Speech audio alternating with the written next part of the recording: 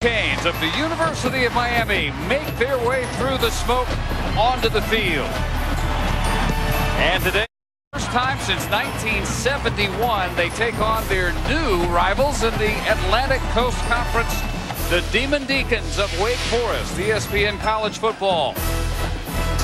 With a big one for both the Deacons and the Hurricanes for College Football Saturday, presented by Crestor. The Deacons needing to win out to be bowl eligible. The Hurricanes needing to do so to be ACC champions and reach their preseason goal of a BCS Bowl. Dave Barnett, along with Bill Curry and David Norrie, two heartbreaking losses for the Hurricanes decided in the final seconds. But last week, David, against Virginia, Frank Gore showed he may be able to get them on his shoulders and take them by himself to a BCS Bowl. Now remember, Frank Gore was one of the greatest running backs in history coming out of high school, recruited here in Miami.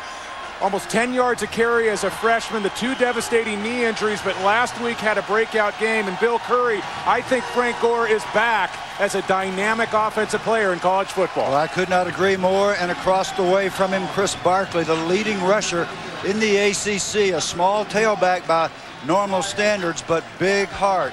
Runs much like Warwick Dunn, so we're going to have an excellent battle, Dave, of two fine tailbacks.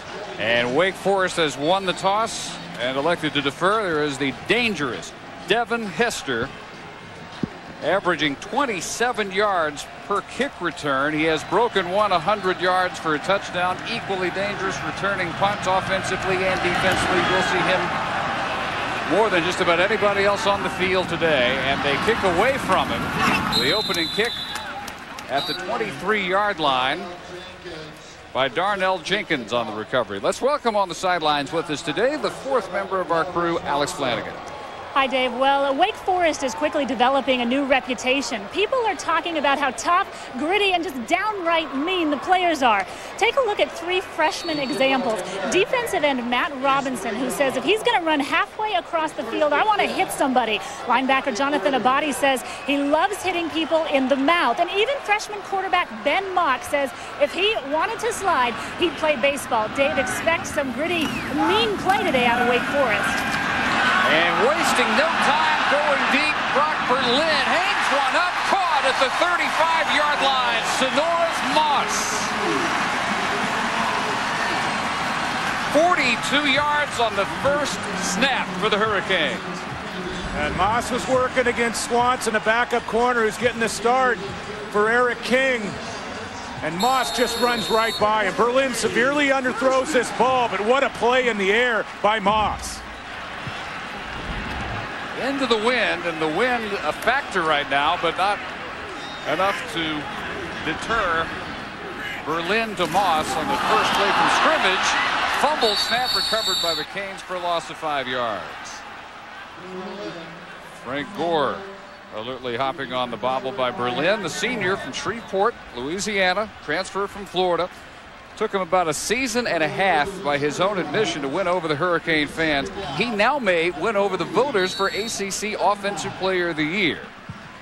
With those numbers, especially the touchdown to interception ratio, miles better than his junior year. And oh, by the way, a better career win percentage than either Jim Kelly or Bernie Kosar had here at Miami. Officially lost of 4 with a fumble, second and 14. Fake to Gore, another deep ball over the middle, perfectly thrown and caught by Roscoe Parrish. 3 plays, touchdown, Hurricanes.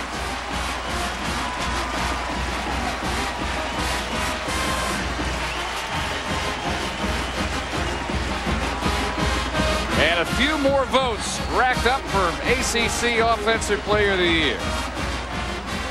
That tandem, for the 8th time, connects for a touchdown. The 7th time in the last 6 games for Parrish, as John Petty adds the PAT.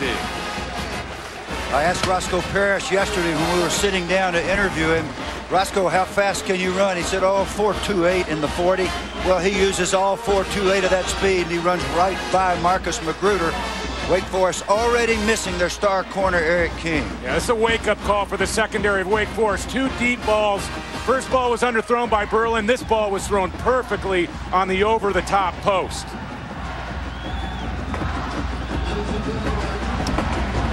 Even by Miami standards, a breathtaking start. 42 yards to Moss. Fumbled snap, 39 yards to Parrish. Touchdown. Junior from here in Miami. Roscoe Parrish, the very first scholarship offered by Larry Coker when he took over as head coach 4 years ago. And he has been saving his best for last. Parrish, 7 scores over his last half dozen games. He had 3 touchdowns his first 2 seasons. Even as highly thought of as he was, took him a while to become the threat that they expected him to be. And he is just about unguardable the second half of this junior season. Brock Berlin with his 18th touchdown pass. His offensive coordinator, Dan Werner, says he is the toughest, strongest young man I have ever been around. And he's not talking about physically. He's talking about mentally and emotionally. In a city, Bill, where probably the standard for quarterback is higher than it is anywhere in the country. Yep, Provo, Utah would be the only place close. Brian Monroe with a kick. And the return out to the 27-yard line for some 12 yards. And we welcome you to Miami. Dave Barnett, Bill Curry, David Norrie. This is one that both approach as a must-win. And David, as far as the Demon Deacons are concerned, they have hung with everybody all year long. What is the number one thing they have to do to recover from this poor start? Well, I think they have to get some pressure on Brock Berlin. They've got to bring pressure, and they're going to be hurt today, Bill. You're going to talk some more about Eric King, the cornerback. And it's tough to get to Berlin, like on that first drive. 5-step drop, the ball's out of it. Well, it really is, unless you're willing to blitz, and then you've got to beat somebody even when you blitz. And when you do that, you leave Marcus Magruder in man-to-man coverage, as we saw on the last touchdown, and he just can't run with Roscoe Parrish. Eric King, number 9, who's not on the field, he's out with a pulled hamstring, was a critical factor in this game, in my opinion. And unless he can get that thing loosened up and play, Wake Forest is going to have a long day in defending the pass. And Barclay, after losing one, out of bounds at the 32-yard line. So Ben Mauck, redshirt freshman, Kenton, Ohio, played there for his father. And together, they had a system in which he set national records as a senior. 17,000+ yards, 76 touchdowns. That was his senior season, not over his career.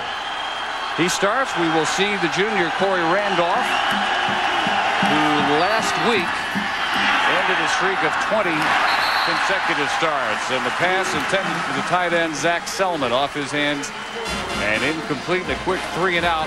First time the Deacons get it. Quick look at their offense. Barclay hoping to again for the second year in a row lead the ACC regular season rushing.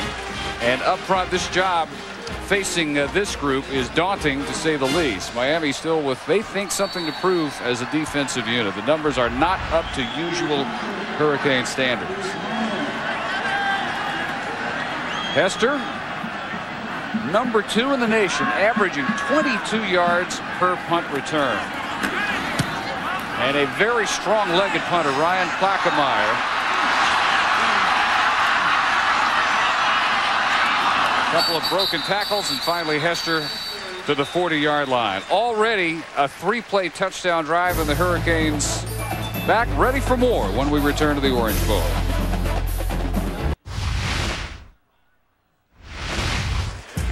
Number 11, North Carolina State took on Wake Forest. Wake Forest in a season of heartbreaking defeats. They have been in every single game in the fourth quarter, tied or ahead. But more often than not, they have ended up on the sad end, including last week with 36 seconds remaining. The Darian Durant touchdown pass to give Tar Heels a win in front of a record crowd at Grove Stadium in Winston-Salem. But Jim Grove has a team that expects to be competitive, and they are every single week. It is not the Wake Forest that we all grew up watching, for the most part, deal with their ACC rivals with futility. This is a competitive team As Alex mentioned, a very nasty attitude team on the field every week. And they were ready for the first sleight of hand thrown their way. Parrish on the end around, nothing doing. Gaddis up for the stop. Now a chance finally to look at the rest of the Miami attack, and Gore again off his career best, 195 yards. to Lib Humphrey suddenly has become a weapon. And in their offensive line, this is a young offense, but they do have two senior starters up there, Rodriguez and Myers, trying to make up for the Week 4 loss of All-America Eric Winston, by far their best blocker, out since then with a knee injury. On 2nd and 17, play fake, wide open. Kevin Everett, the tight end, out of one tackle and they head to the 42-yard line and turn second and long into a gain of 24 yards. Wake Forest defensively up front, they have a redshirt freshman, Robinson, who models his motor after Georgia's David Pollock. He does a pretty passable imitation of maybe the best defensive end in the country, too. Linebackers, Abadi, 84 tackles. That's 30 more than anybody else on the team. And Eric King does start. He was a question mark with a hamstring, injured at the end of the North Carolina game last week, with his 41st straight appearance in the lineup today. Gore with room. He stepped through a tackle, out of bounds. Demon Deacon, 46-yard line. And 13 more. It is a gash every single snap now, with the exception of the fumble snap on the first possession and the ill-fated Parrish carry to begin this possession. This does not resemble the confident, hard-nosed Wake Forest defense that we've been accustomed to seeing. And Miami came out. Larry Coker very wisely loosened them up and managed to hit a couple of big ones. And I think they're on their heels. I think they've been rocked back.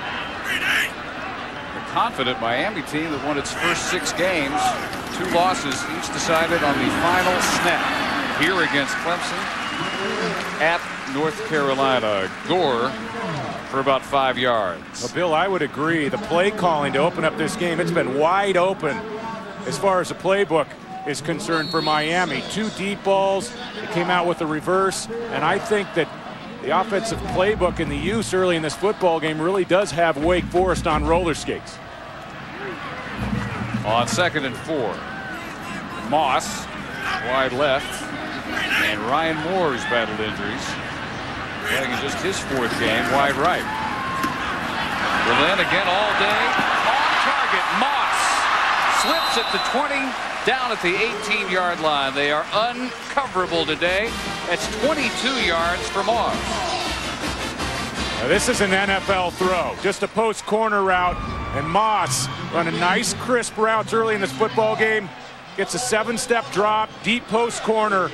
I mean, Bill, you can't throw the ball any better than the post route and then this post corner. No, and it's good news for Miami and Brock Berlin that his receivers are hemming him up this week. A week ago, they had several drops, and this week, not such good luck for Wake Forest. 64 yards on the 2 catches by Sonoris Moss, and a 1st and 10, 18-yard line. Berlin, nobody there.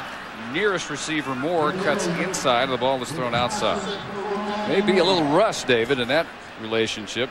Ryan Moore expected to be the biggest weapon at a wideout this year, but ankle injury early in the season, and just 3 catches for the former Parade All-American. Yeah, he's a big physical receiver, and there's really 3 different groups on this roster. You have Leggett, Jalla, and Moore, the big receivers, and then you have some Smurf-like guys on the outside, Parrish, Jenkins, and Moss that are smaller guys that can really run. Berlin had hit his first 4 for 127 yards before that. To the goal line again, wide open, and touchdown. Moss for 18 yards, his 3rd catch. He has done major damage in the first 5 minutes here in the Orange Bowl today.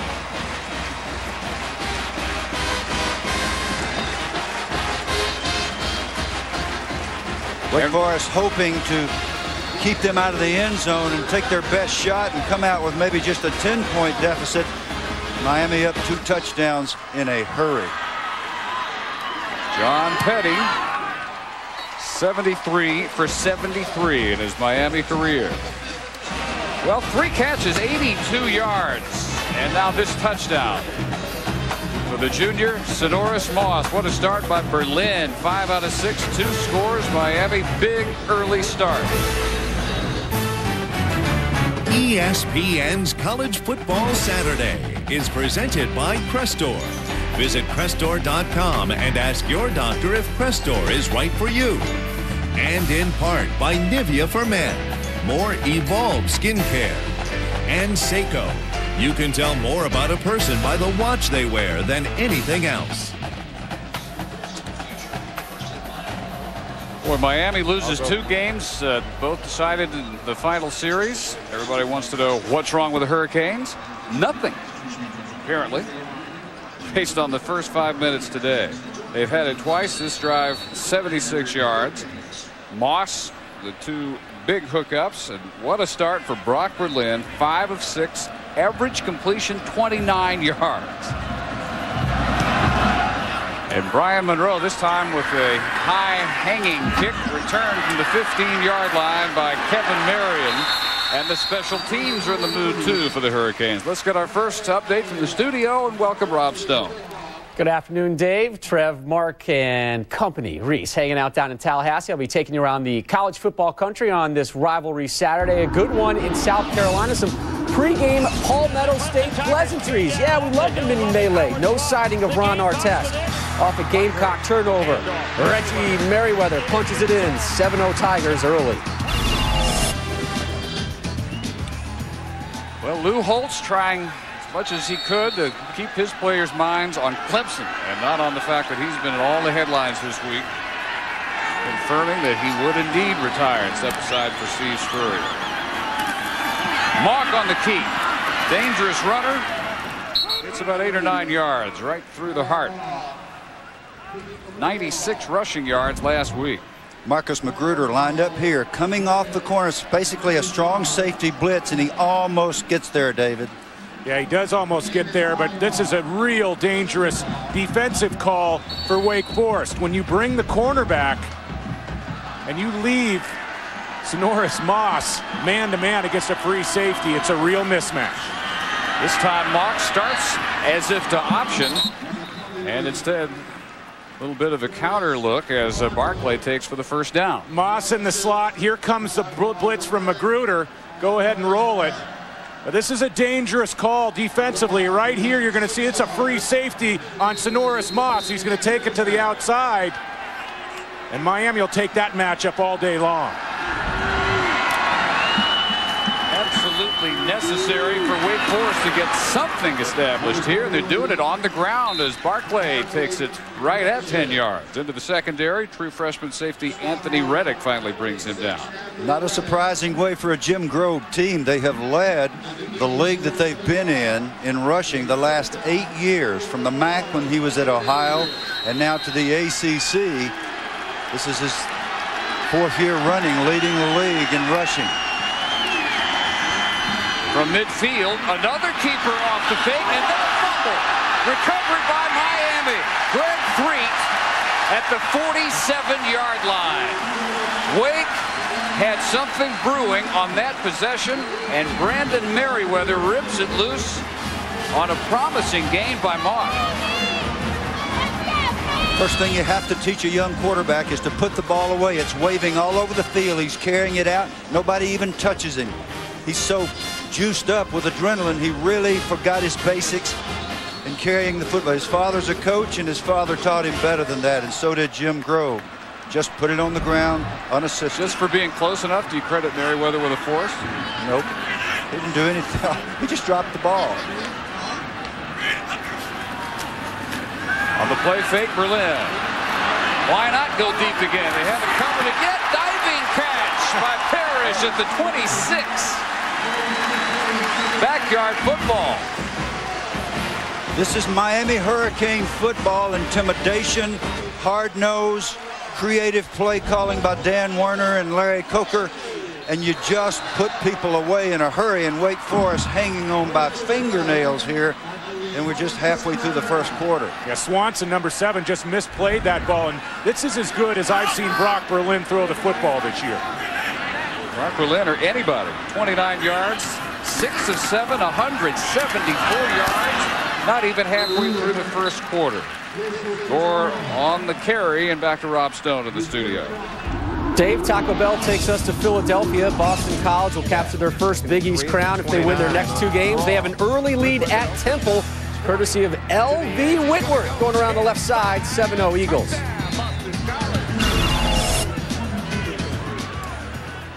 BC with BCS hopes. If they can take the Big East spot, maybe in the Fiesta. Gore off tackle. With the cutback inside the 10, and it's 1st and goal. Frank Gore at the 7-yard line. Finally corralled there by Brad White after 16 yards.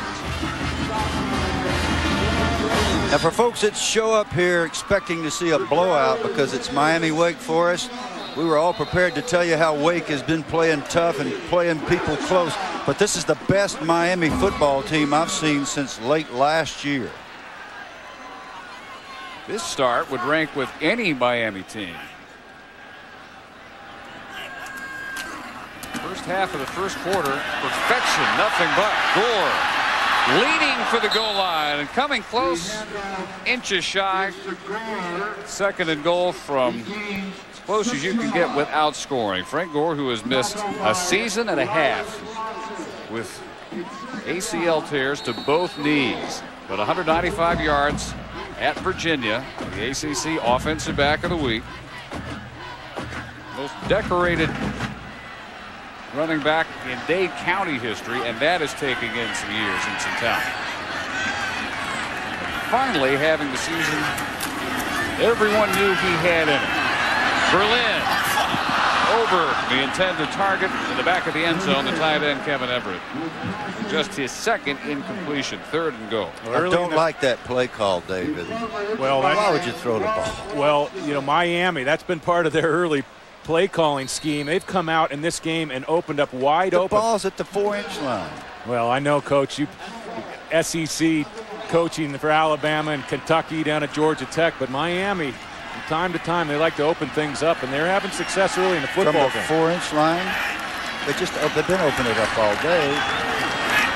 Greg Olson, 2nd tight end, motion for Gore off the left side. See there? Touchdown. You're not saying nothing about creative play calling, David? And on the 4-inch line, that is kind of the customary call. And you got number 3 in your backfield? Wow.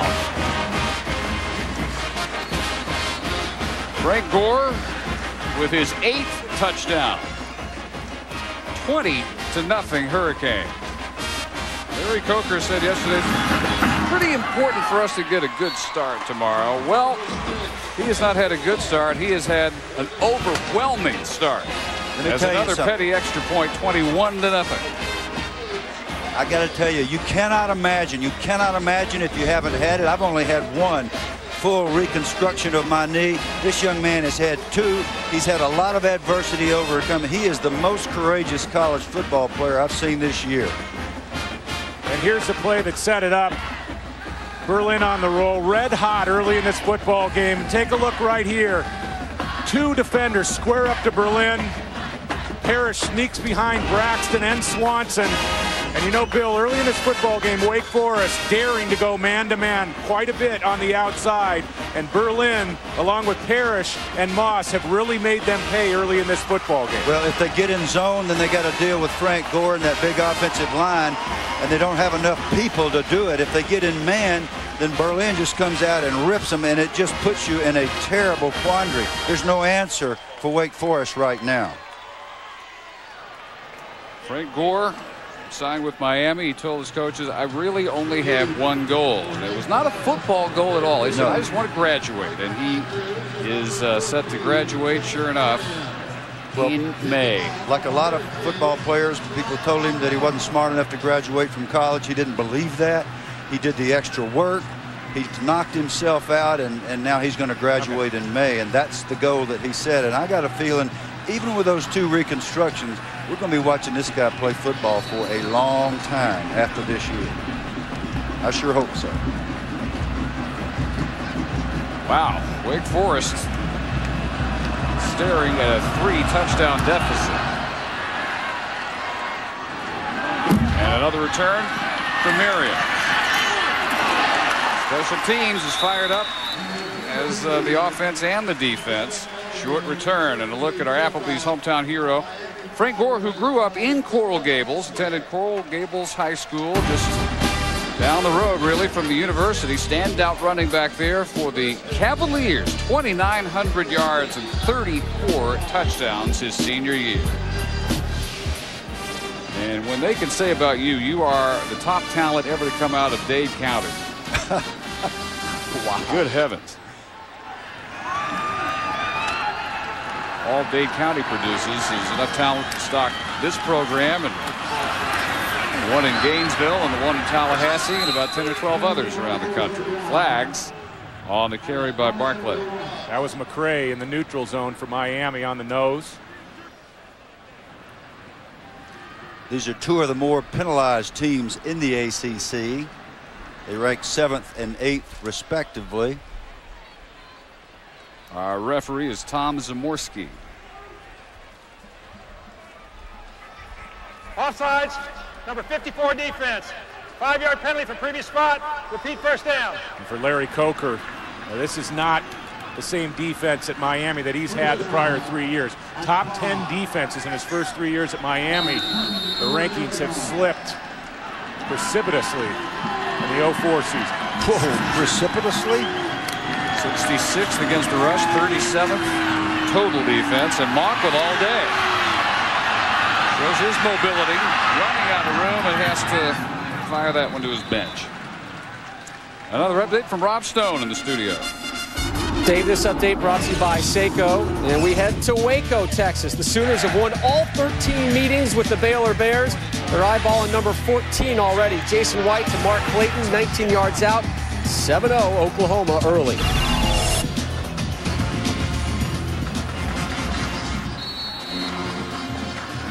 Not sure who's televising that game, but hopefully Bob Stoops will be satisfied with the work they turn in. Long, another bobble recovered by Barclay, and Wake Forest has just got to get out of their own way right now before they can hope to get back into this game. Well, have you gotten some therapy for your bias? Maybe we should explain. Bob Stoops hoping to get any poll sympathy he could by claiming that because the ESPN carries the SEC and not the Big 12, not that we wouldn't love to carry the Big 12, that he theorizes that has ESPN promoting Auburn over Oklahoma. Nonsense, of course, but he took a stab at it this week. Mock again with time, and nobody open. So and living his way across the 30 into the 32-yard line. And he may have to do more on his own than he expected today. That's a 14-yard keeper. Well, we've talked about Wake Forest and how they've kept touch with all the games on their schedule so far this year. I think this team is a little shocked early. And when Mock makes plays, especially big plays, it's usually with his feet, not in the passing game, and that hurts you when you're down 3 touchdowns. Against Carolina last week, rushed for almost as many yards as he passed for. 96 on the ground and an even 100 through the air. So 1st and 10. And again, no pressure until Barclay finally pops open in the flat and struggles hard for about 3 yards.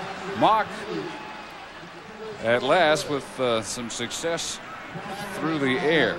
That's his first completion, and we see Antrell Roll, the defensive star, who's been out with a toe injury, defensive star for the Hurricanes, that is, back on the field and showing a little rust himself. Antrell doesn't miss tackles in the open field, but that time Barkley evaded him. Question now from Miami, can they keep their concentration?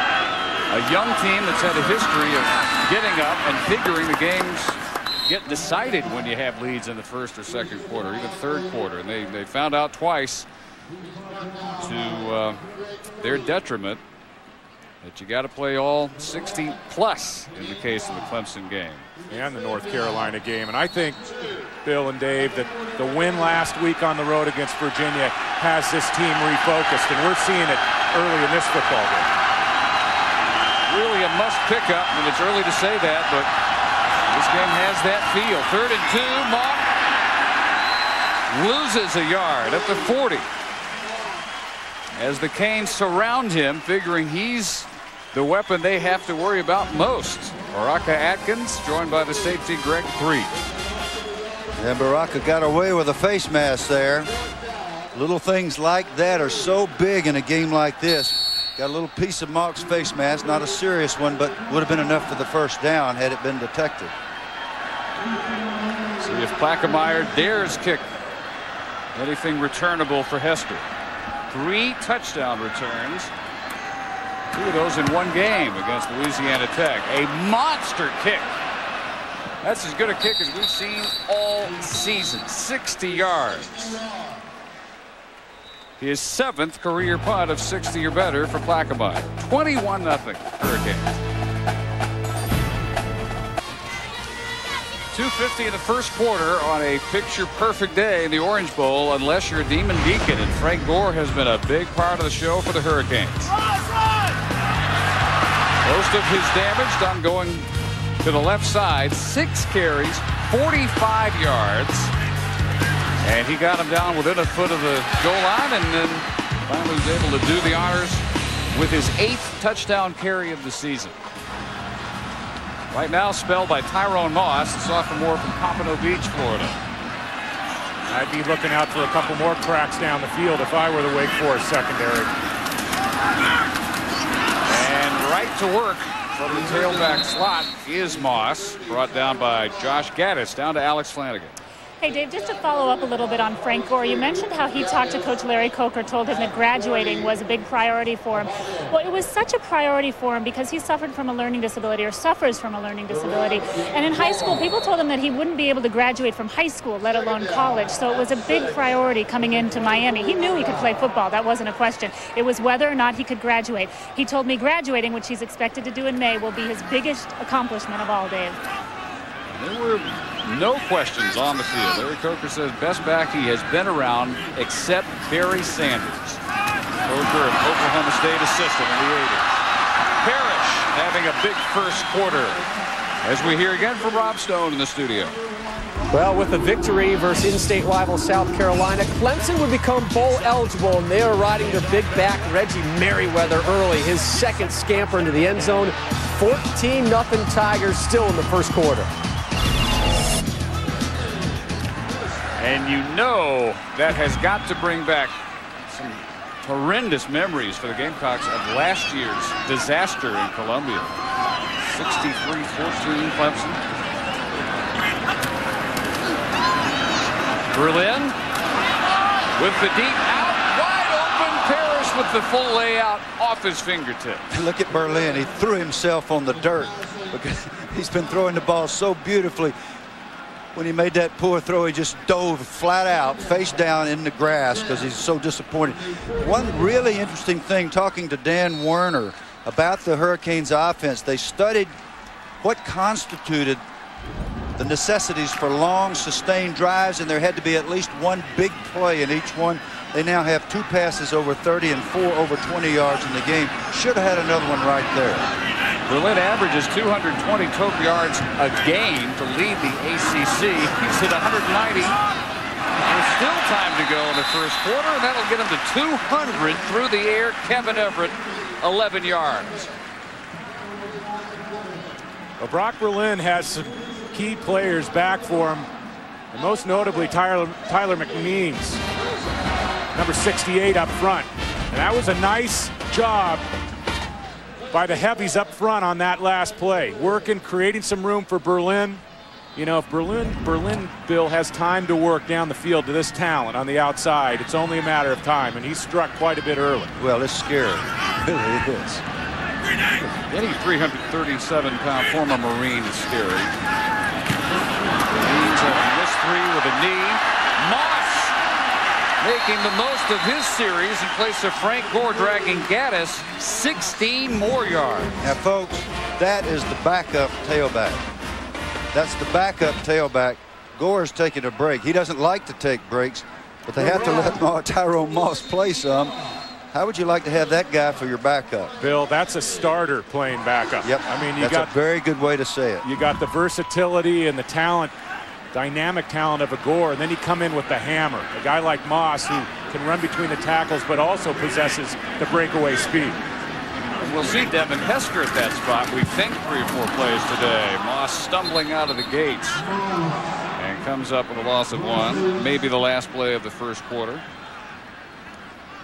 Miami has as high a set of standards as any school in the country, even considering that. This is about as well as they can play in the first quarter.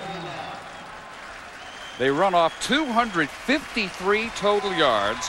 Brock Berlin throws for 201, 8 of 11, 2 touchdowns, and 21-0 is the count over Wake Forest through 1 quarter at the Orange Bowl in Miami. Hurricanes still with hopes to win the ACC, their first crack at it, and make a BCS Bowl again.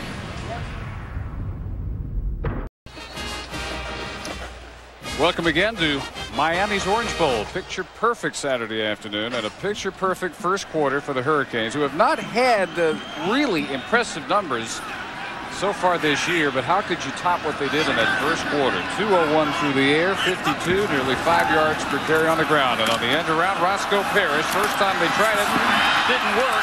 This time, he bites off about 13, 14 yards, brought down to the 21 by the safeties Patrick G. and Josh Gaddis.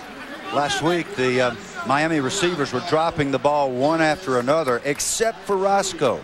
He was catching the ball in traffic, getting knocked around. So we asked him yesterday, Roscoe, do you just have great hands, or is that work ethic? He said, it's all work. I go out early, I stay out late, I work all summer, I catch millions of balls. That's how you get good. Either of you know any receiver who was great who didn't do it that way? Nope, not a one. How about Jerry Rice? Yeah, work. For only 3 receivers. Berlin going deep just over Greg Olson. And a check of our Nivea for Men game track. Brock Berlin, well, on an 800-yard pace. Everything deep seemed to work, whether it was Moss or Parrish, who has 84 yards in a score on his 3 catches. And on the ground, it's 45 yards and 1 of the touchdowns for Frank Gore. We talked about work ethic. A great receiver out of Miami who played with Troy Aikman and Emmitt Smith, the Dallas Cowboys. Michael Irvin, one of the great work ethic receivers in college and pro history. Play fake, same look and the same result to the same man. Olsen again overthrown. Down below to Alex Flanagan. Hey, Dave, well, I've been watching a frustrated Eric King on Wake Forest sideline, frustrated because that is where he is going to stay today. As you mentioned, he was slated in the starting lineup as cornerback for Wake Forest. Came out before the game, tried to loosen up his hamstring, was hoping that the Miami Heat would help. Hamstring has not cooperated, Dave. Wake Forest in bad need of someone to step up for Eric King.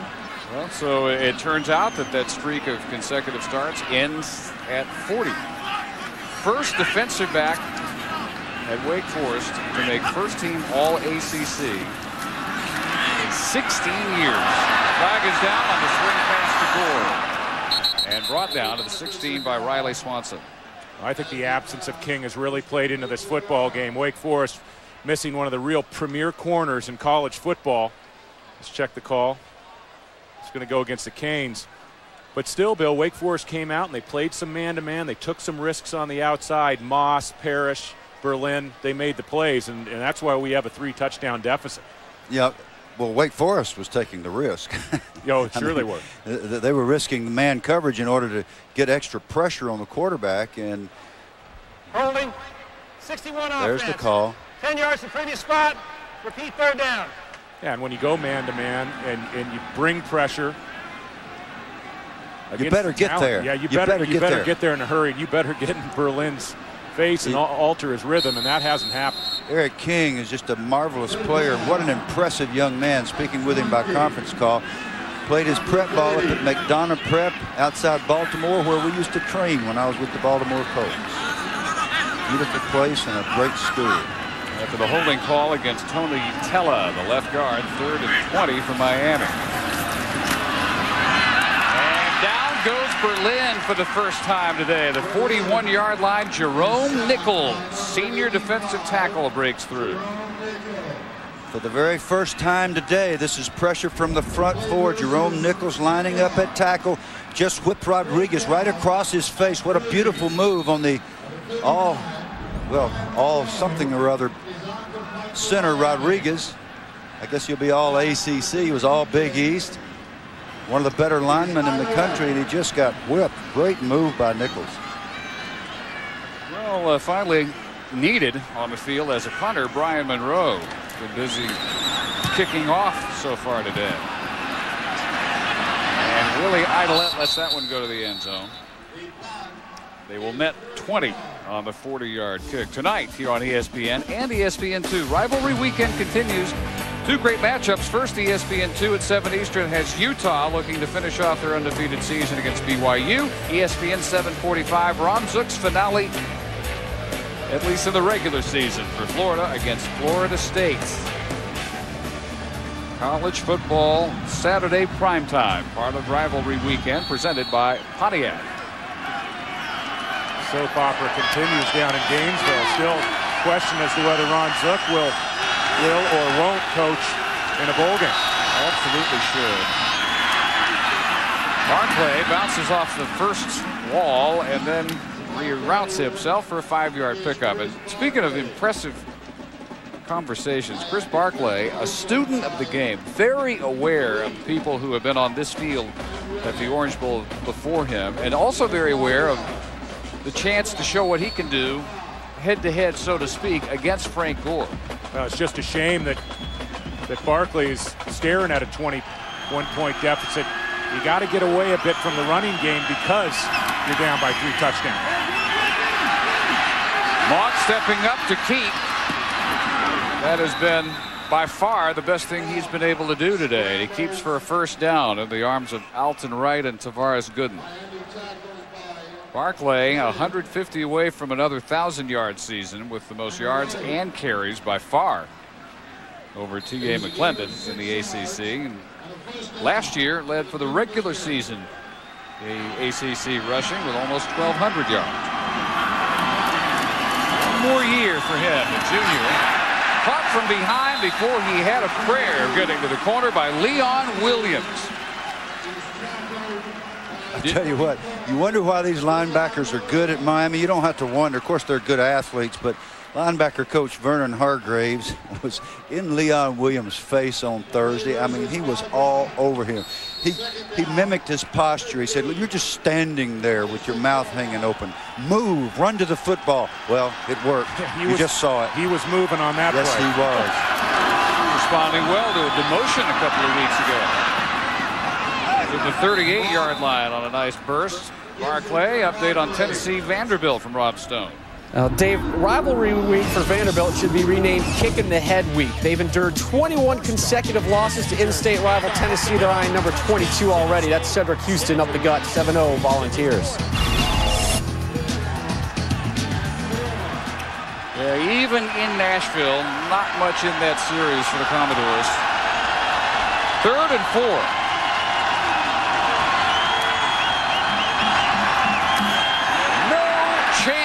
Barclay met by Wright and Thomas Carroll. Alton Wright, senior out of Houston. That would have been a perfect, excuse me, Dave.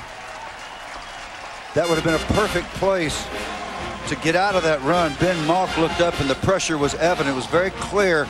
Rowe was coming off the corner. We look right here. Rowe's going to come here and there's going to be slants all down inside. The run has no chance. Would have been a good chance to raise up, audible, and hit the hitch. But he's just a little young to see those things, probably. I'm just speculating. See how Ryan Plaquemire does into the wind for the first time. About as well as he does with it. Kicks away from Hester. That was the main objective of that kick. And he got pretty good distance, too.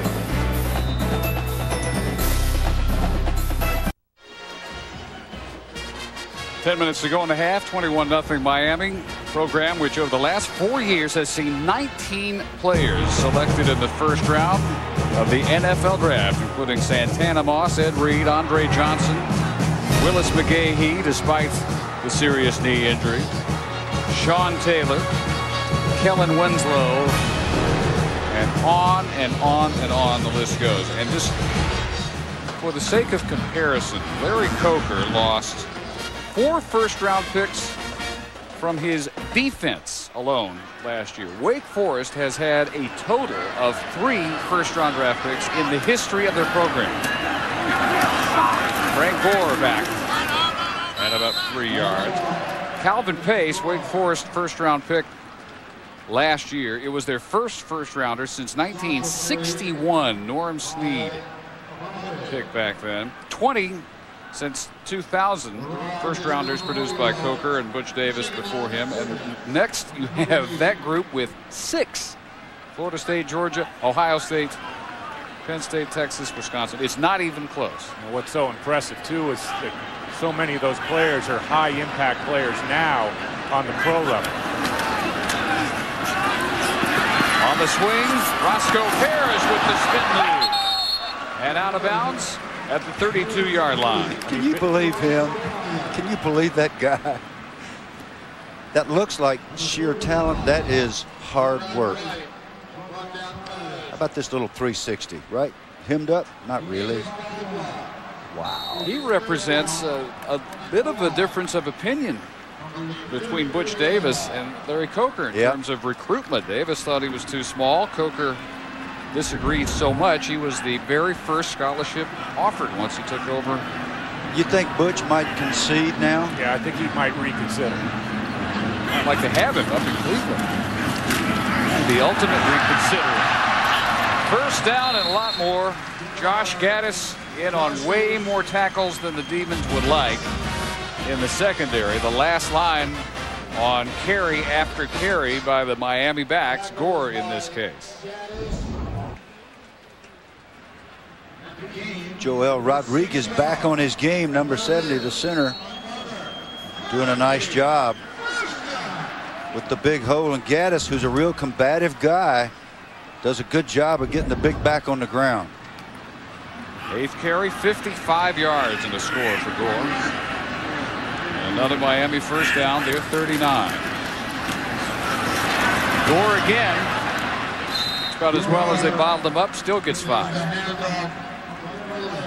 Miami scored on 3 plays on their first possession, setting the tone that has really not changed at all. 7 plays in a score, 6 plays in a score, and after 10 plays forced to punt last 3 possessions. Wake Forest yet to get a handle on how best to defend this team. 278 total Hurricane yards, not yet midway in the second quarter. And Berlin on a 2nd and 5. Deep, wide open. Lance Leggett, the true freshman. Touchdown. 56 yards to the product of Arlington, Texas, Grace Prep High School, drawing some comparisons to Randy Moss ever since he set foot on campus in Coral Gables.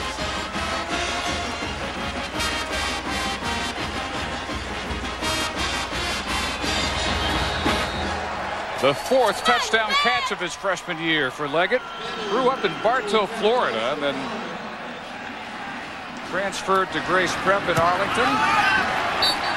A transaction that put that school on probation. That's how badly they wanted to get him from Florida. Petty with the extra point. Leggett has made it 28-0. So Miami has emphasized the deep game from the start of this football game. Just a straight go route. Lance Leggett, young, smooth, running wide receiver, Bill. He's beautiful. A week ago he had the drop season. This time makes a difficult catch. That is not an easy catch. It was a good throw. Amazing talent and execution here in the Orange Bowl. First catch in 3 games for Leggett. 28-0 Canes. ESPN's College Football Saturday is presented by Pontiac and the first ever G6, the next official performance machine of the NCAA. And in part by Budweiser. Grab a cold, fresh Budweiser. It's game time. Beautiful campus in Coral Gables. Recently opened Epstein Kosar wing of the Jenkins School of Business Administration, donated in part by former Hurricane quarterback number 20 Bernie Kosar, giving back to the program that produced him. 28-0. A shredding of the Wake defense by Brock Berlin. Lance Leggett, the most recent target, 56-yarder. Berlin now 10 of 15, 262 yards. His career high, 338 against North Carolina. They have it by halftime. Demon Deacons continue to gamble on the outside, playing a backup corner. Eric King's backup against a guy like Lance Leggett. And Miami, Bill, has done a great job of finding Swanson, the backup, early in this football game. Swanson and Magruder, and every time they see man coverage, which is easily identifiable, they simply put it up. We asked them if they were going to do that yesterday, and Brock Berlin kind of smiled and said, well, there's a good chance. That was a beautiful throw by Berlin on that touchdown. Very well thrown. First time we see Corey Randolph. Until last week, the starter, 20 games in a row. He gives to Barclay. We give to Rob Stone for a Tennessee Vandy update. Dave, with the victory, Tennessee wraps up a berth in the SEC championship game. Cedric Houston bouncing outside from 11 yards out, his second of the afternoon. 14-0 Tennessee. Well, we're assuming a lot, but should Auburn get past Alabama and get to the SEC title game, Auburn, Tennessee, Auburn will have earned their way to #1 if they get there in the BCS ranking. Randolph keeps across the 40 for a first down. Well, keep in mind, too, Dave, when Auburn played Tennessee this year at Knoxville, they absolutely waxed the Volunteers in that football game. Hard to beat that team twice in a row on the odd opportunity you might get to play them twice in one season. Season numbers for Randolph. Toe injury was the problem that took him out of the starting lineup last week against North Carolina, although he did see some action. Junior from Lake City, Florida, one of 16 Demon Deacons from the Sunshine State. And again, Randolph keeping, this time for no gain, maybe a slight loss. Down to Alex Flanagan. Hey, Dave, well, Corey Randolph's just getting in the game, but if you were watching him on the sidelines, you would think that he's been playing the entire game. He is the one that is out there in his O-lineman's face. He is the one that's talking to receivers about getting their hands on the ball, running routes better. Ben Mock, meanwhile, has just been sitting quietly in between series. It's Randolph that's trying to get some energy into this team, and they badly need it, Dave. It is lifeless down here on the sideline. And you always wonder when a team plays two quarterbacks, they both say there is absolutely no controversy. They complement each other. They help each other. Randolph needs help, and none is there. Big loss on the sack, Brian Hatta. One thing Randolph knows from being a veteran quarterback is just about how long he's going to have to hold the football. And that time he understood that he was going to go down, and he took the sack rather than to throw it into traffic. And he also couldn't throw it away because he didn't get outside the tackles. The defensive coach has called Pata the most explosive lineman they have up front. Randolph now a believer. 3rd and 16. That would not even have made the original pre-sack line of scrimmage. First catch for Jason Anderson. And a flag way after the play end. Anderson, the ACC's leading active receiver. Tavares Gooden got up and flexed his bicep, and he did it right in the official's face. He might as well have said, would you please throw one of those yellow flags and give us 15 yards against us? And move the chains. Here's the call. Guess he's got mic problems. Unsportsmanlike on number 52. Tavares Gooden. Tavares, you got a good-sized bicep, I presume. We can't see it, but nobody's impressed. Well, Bill, the least of all the official. The Miami program has always been a kind of a milestone setter in terms of celebrations on the field over the years. But they have gotten away from that so well, and really since Butch Davis took the program over. He's going to have to face Hargraves, the linebacker coach. And if I were he, I wouldn't look forward to that. Yeah, there's a part of their past that they want to stay in the past. Gooden will be reminded of that. In the traffic, 3 defenders around the target. The catch is made at the 43-yard line. Again, it's Jason Anderson. Well, really, Larry Coker has made great strides with this program. And, you know, you sit down with Larry Coker and you visit with him. He's a guy that really restores my faith in the college game and what college football is all about. I mean, you cannot visit with a more I thought I did pleasant that. man. I thought I already did well, that. Bill, that was years ago. Oh. It's worn off. Randolph all down from behind. Gooden recovering from the flag. Let's see if he poses again. He gave us his front pose. He might do his side optional now and see if he can get a better score. I'll guarantee you one thing. I never flex my biceps. My 13-inch arms, nobody. I got teased about that enough from my teammates. I'm actually surprised they wouldn't immediately bench him. Really am. Why wouldn't you just pull him to make your point right there on the field? Make it cost him some playing time. You know, sometimes the coaches don't see that stuff. Well, and it's a lot easier to not pull a player when you're leading by 4 touchdowns. 3rd and 7. Wake Forest with its best penetration so far in a forgettable first half. And a keeper all the way for Randolph. He is close for the first down at the 35. You see the yellow line, the 1st and 10. If only Randolph could have seen it. He knew exactly where to dive. And where they mark him, I think he will come up inches short. Well, this Demon Deacon offense has really had the luxury of a defense that has kept them in football games and kept touch with teams. And this is really the first time this season where this offense has had to come from behind and really not equipped in the passing game to overcome big leads. Obviously, you go for it. They ought to put the play action up and try to score. Well, they all need to. Although, Randolph waits for a flag that never comes, even though there was movement on both sides. It looked like first in the middle of the Miami defensive line. Now a flag as Barclay gets the first down and a couple extra. They'll call encroachment on the defense. If that guy throws that flag out there, that's almost always what it is. Well, it'll be interesting to see if there was contact. No, they would have already. First time Randolph tried to. See, they would have already blown it if there'd been contact.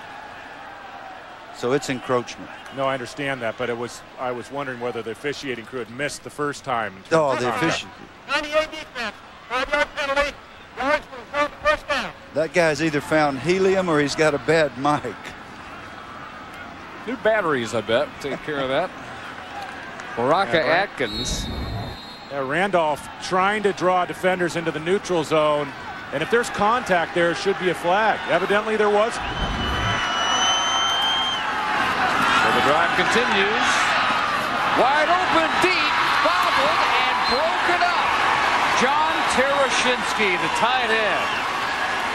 Wide open. Pass had 6 written all over it. Still, Miami makes the play. Unfortunately, this is a play that Terashinsky's going to remember for some time. You come down, you're a tight end, playing against Miami in the Orange Bowl, and that ball is right on the 8 and the 9. Steve Labotsky spins, the offensive coordinator spends an entire quarter and a half setting up a play, and Terashinsky can't come down with it.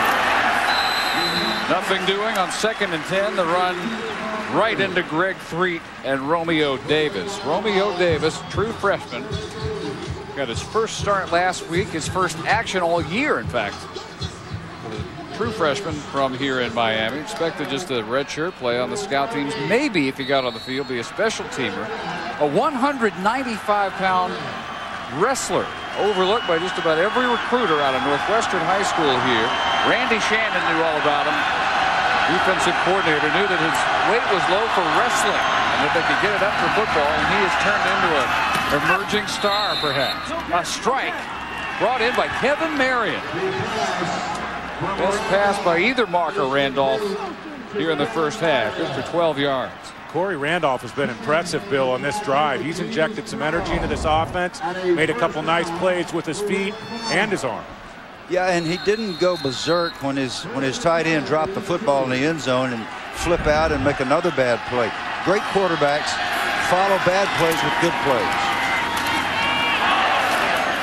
Howard impressive is Barclay, listed at 173 pounds, pounding over and over and over into guys 100 pounds or more heavier, and coming back for more every single play. I've been surprised. We're breaking down tape of Wake Forest. They are so stubborn running him between the tackles. I mean, as you said, Dave, they just pound away, and tough to continue to do that down 28-0. Well, he thinks he's Earl Campbell. Flags on the end around Marion at the 12-yard line, brought down by Anthony Reddick and Kelly Jennings. As we wait for the call, an update from Rob Stone.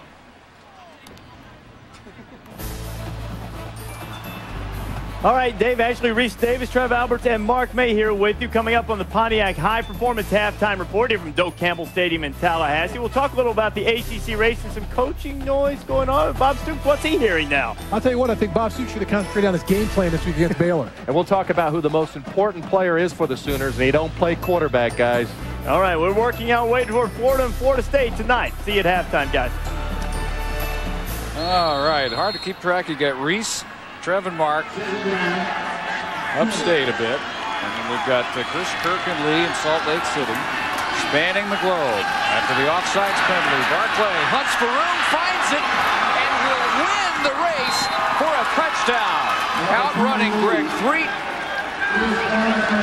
Terrific mid-run adjustment for 14 yards, and the Deacons on the board in the final minute of the first half. You really have to admire the grit of this team. It'd be so easy to just fold the tent, give up. Corey Randolph has added an element of veteran leadership and some spark to the team, and now Barclay gets loose, reversing his field. Well, Corey Randolph, the quarterback, got a monster block on that run.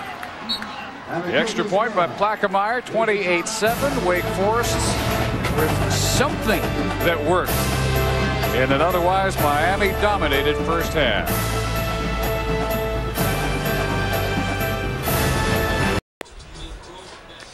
Eighth touchdown run of the year for the junior from Louisville. Chris Barclay gets the Deacons on the board with 44 seconds to go in the half.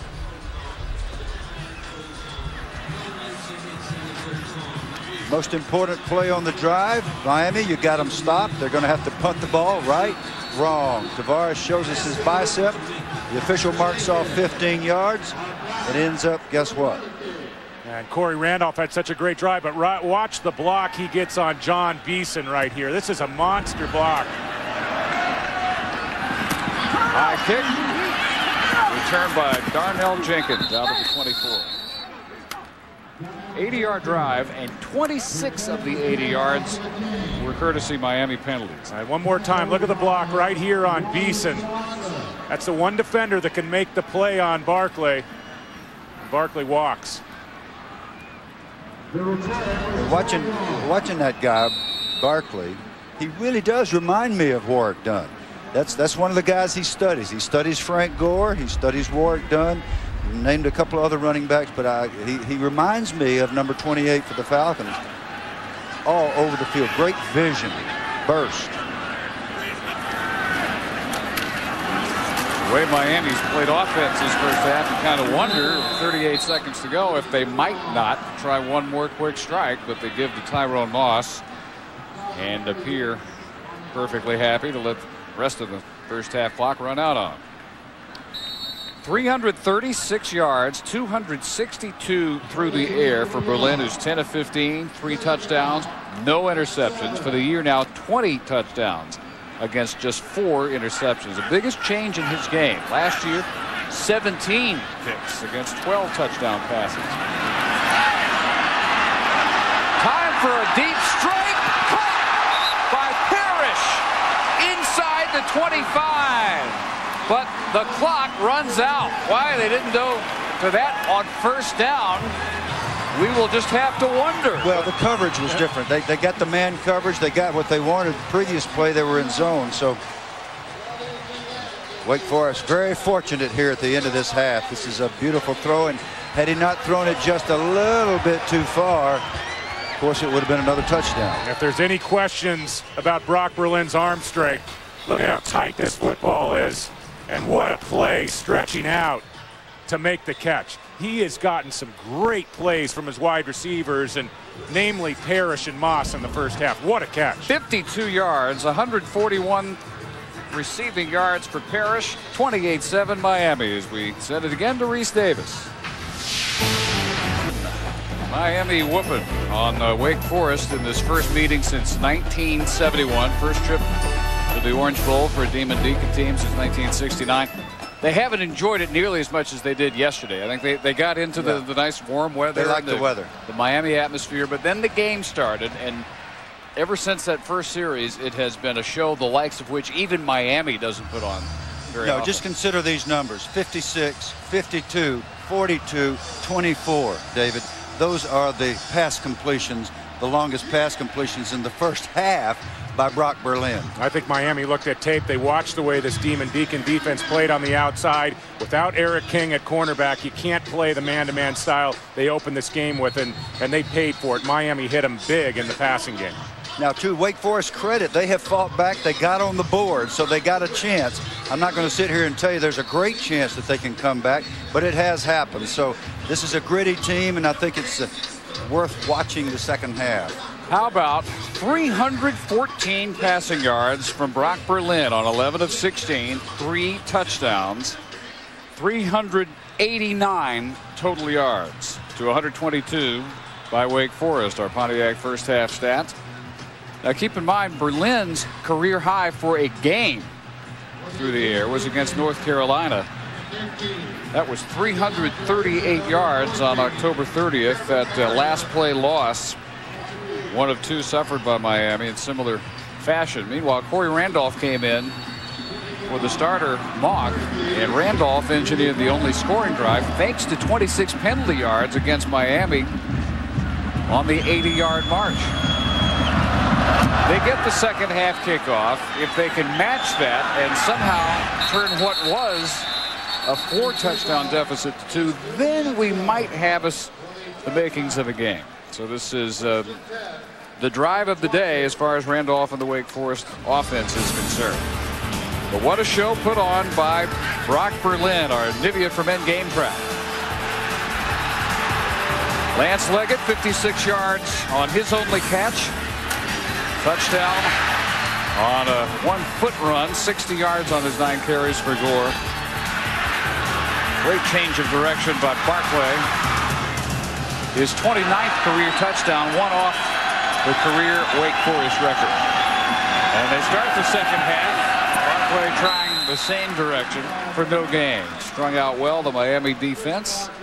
Barclay, 15 carries, 50 yards. But Wake Forest is accustomed to being in every game, because every fourth quarter this year they have either led or been tied. That's just remarkable. Even a team that's got Miami's record. Well, especially when you're coming out of the situation Wake Forest, they've never been as talented as their counterparts in the ACC, and this is a gritty team. Out of those 9 games, they've won 4, but they are in every single contest. We'll see if they can manage to get back into this one so far. The third quarter not beginning well. Randolph brought down for a loss by Romeo Davis. Well, and over the last few years, even Larry Coker's teams, and with all the success that Coker's had, Bill, we've seen times where Miami doesn't come out ready to play in a football game. And if you can catch Miami on the right day or the right night, you have a shot. Today, Miami came out there ready to play, and the work between quarterback and wide receivers is as good as I've seen at Miami in quite some time. Motion from Chris Davis, and out of the gun. Randolph tried to hit Davis, bounced it, and a quick 3-and-out. Precisely what the Deacons didn't want and probably couldn't afford to begin the third quarter. When the best player on your team is your punter, that's probably not a good sign, but Ryan Plackemeyer has been marvelous really all year. He's averaging 48 yards per punt today, and that's a dangerous proposition against Miami, but he's even kicked it out of bounds when he needed to. He's really, really impressive. This time it's not Hester, the nation's #2 punt returner back. It's Parrish. He's only 10th in the country. 15 yards per kick. Blocked. And rolling on the goal line. A scramble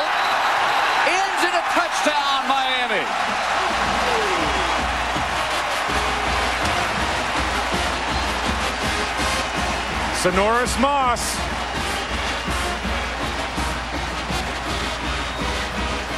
I'm telling you, Sonoris Moss had a big football game, and he takes it right off Plackemeyer's foot. That's the way you block a punch. You run through it. You do not dive and lay out. You run, you take it off his foot with your hands.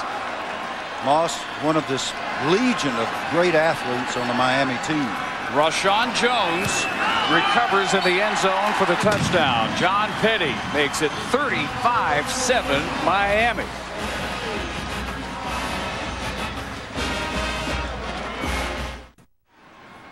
Old hat for Miami. Since 1999, they lead the nation.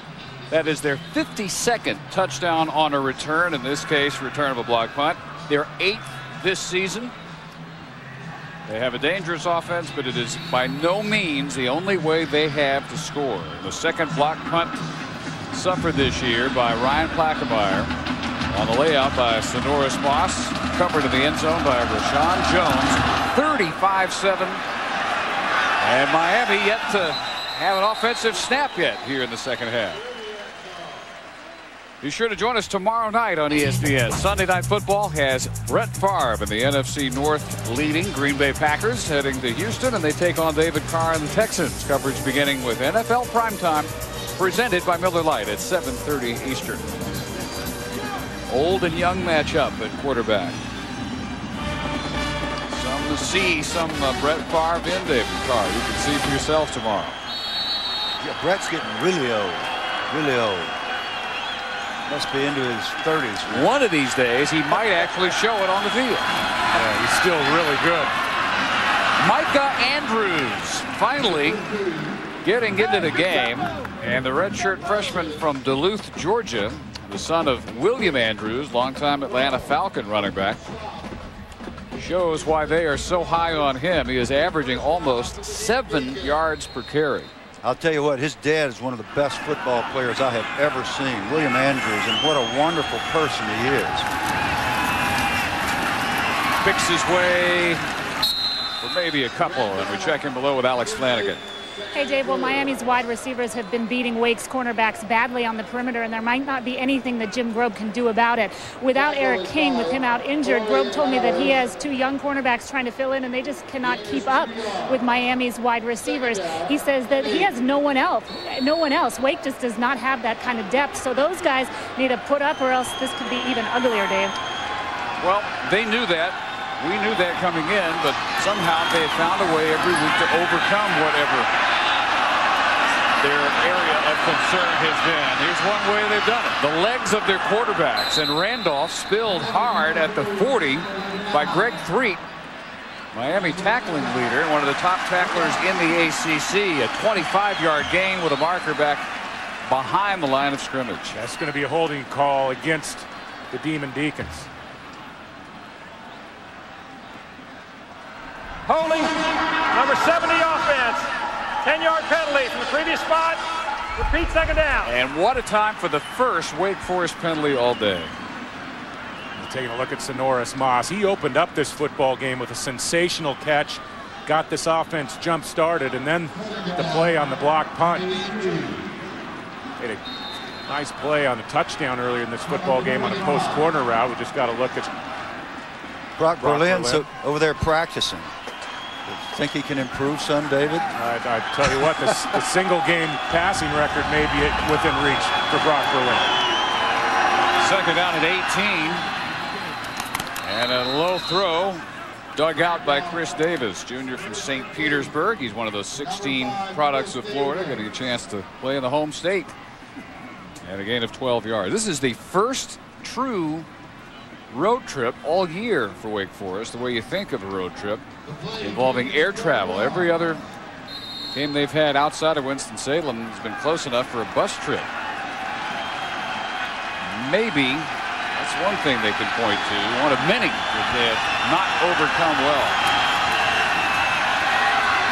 Third down, incomplete.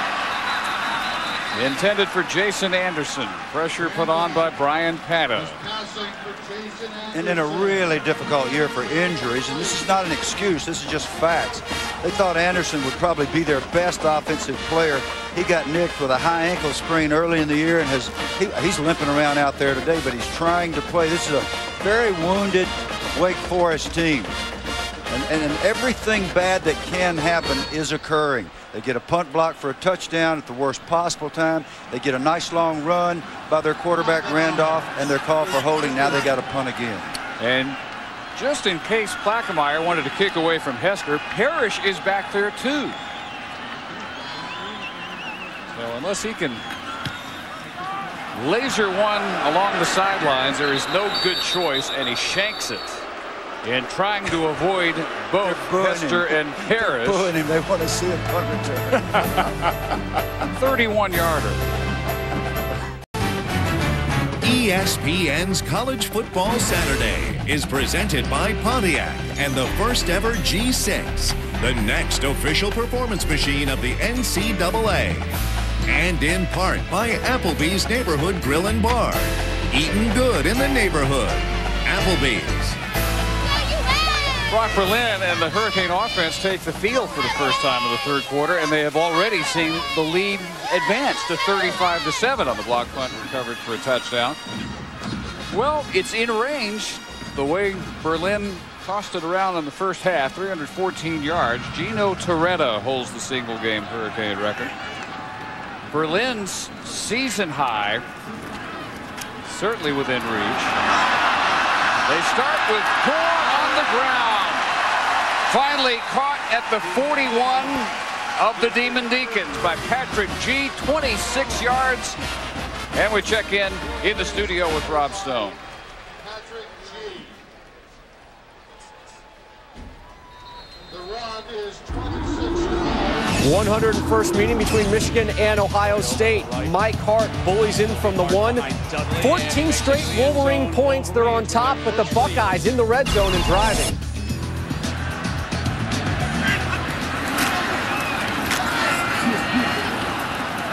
Gore on the first down carry at the line of scrimmage, brought down by Brad White. Now we talked about Brock Berlin and a shot to overtake Toretta's record.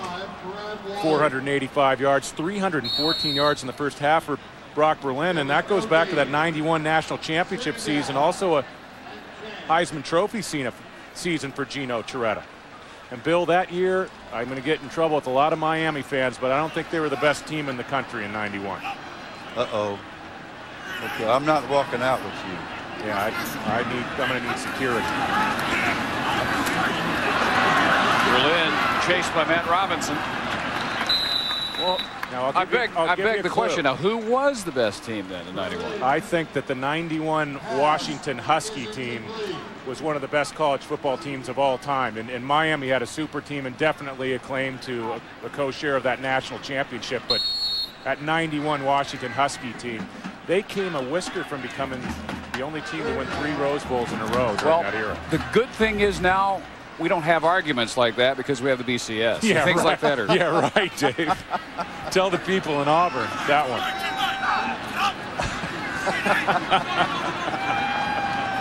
Or LSU, or USC.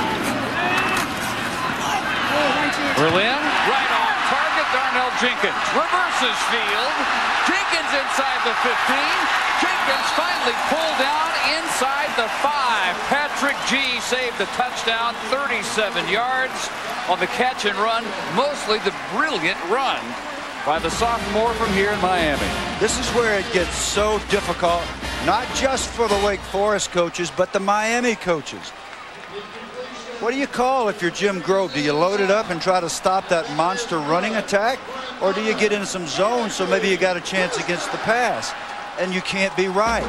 If you're Larry Coker, do you want to be accused of running it up, or do you want to keep the momentum, maybe let your QB set a record? It's very tricky on both sidelines right now about just what to do. No matter what the question, you get a wrong answer.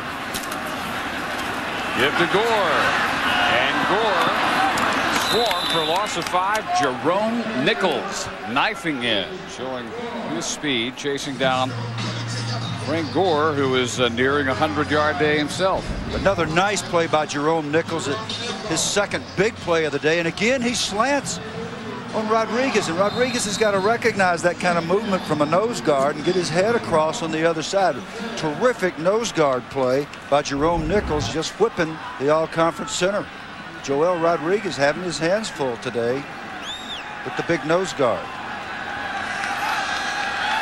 So second and goal to go from the 10. Ryan Moore wide left. The fade dropped in perfectly by Brock Berlin. Another touchdown. That is 4 through the air for Berlin. And that is 41-7 Miami.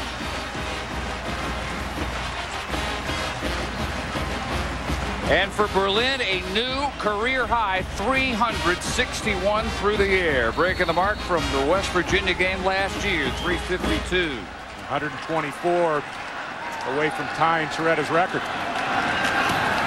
Extra point by Petty. Something tells me he will not be in long enough to go after that record. Miami making a mockery of this thing. The Orange Bowl in Miami, where the number 13 ranked Hurricanes are putting on the best show since the opening game win over Florida State, and that was really nothing at all like this. This is a tour de force. 457 yards, 361, again a new career high through the air for Brock Berlin. And we have to wonder now, midway in the third quarter, if his day isn't done, perhaps. Dave Barnett with Bill Curry, David Norrie, Alex Flanagan. This team was shut out through a nice little chunk of the fourth quarter against Florida State. Not a pretty offensive game for Berlin and his team, but today, wow. And the excellence certainly includes all the special teams. Another update from Rob Stone in the studio. Dave, Boston College starting QB Paul Peterson done for the day. How about his backup Matthew Ryan stepping up, slinging one down, finding Larry Lester 32 yards out. They've since added a field goal, now 27-3.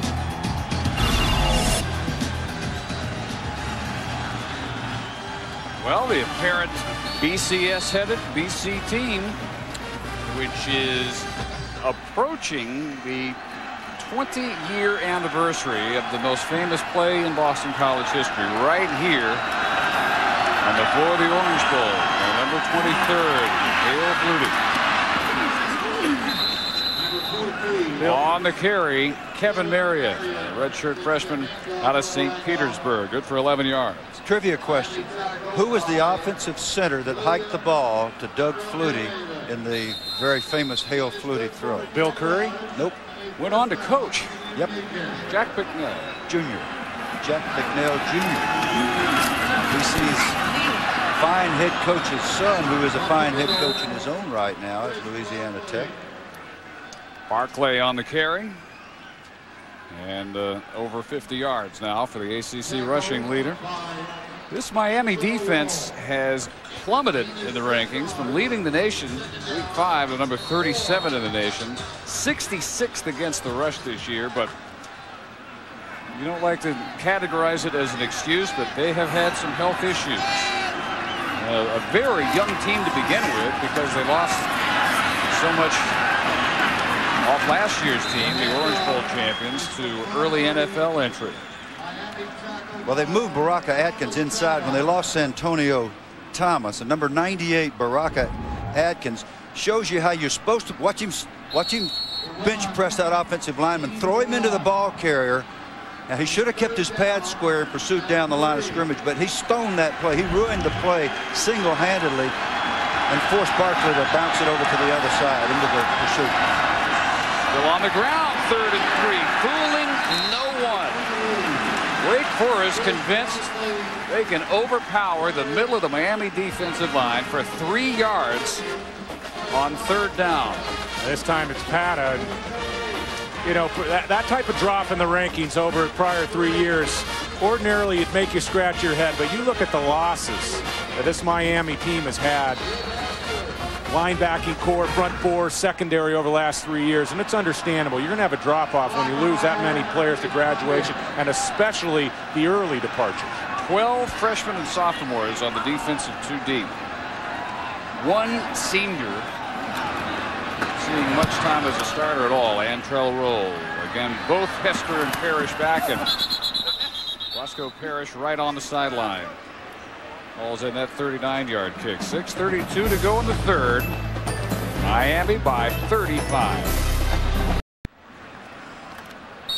Well, barring a major rally on the part of the Demon Dickens, Brock Berlin's day is apparently done, and he finishes 13 of 19, career high 361, 4 touchdowns, did not come close to an interception, and he's replaced by a senior Derek Crudup out of Delray Beach.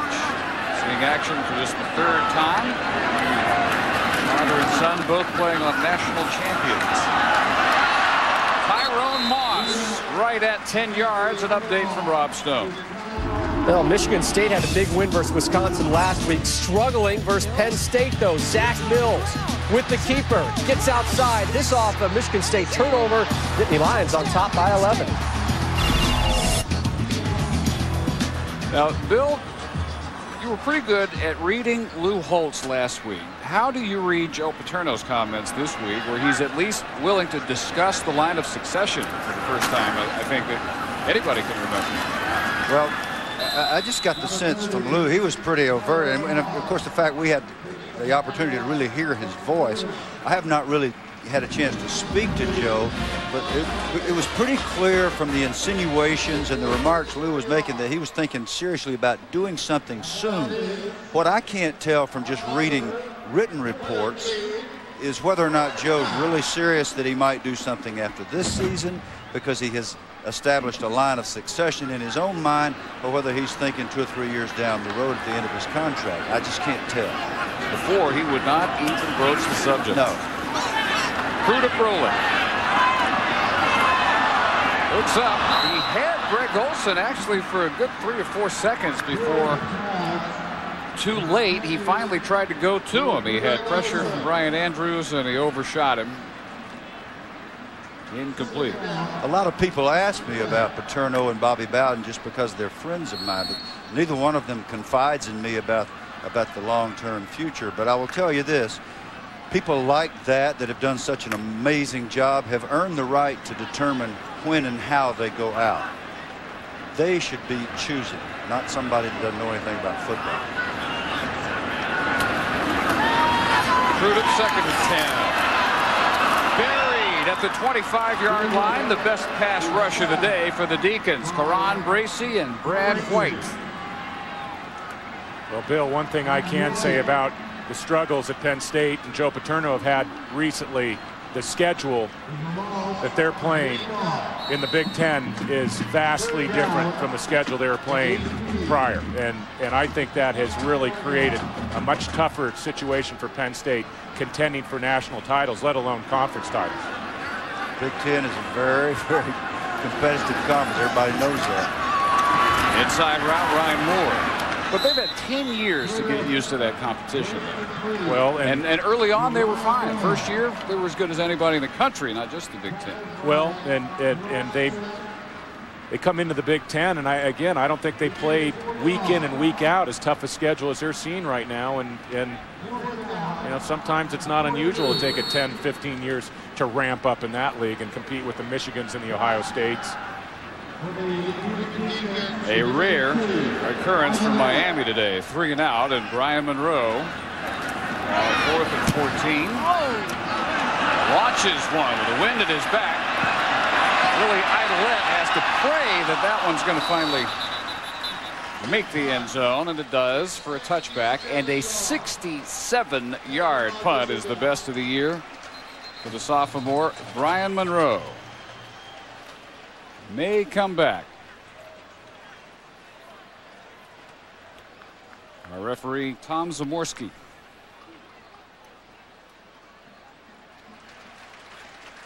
The illegal block, Wake Forest.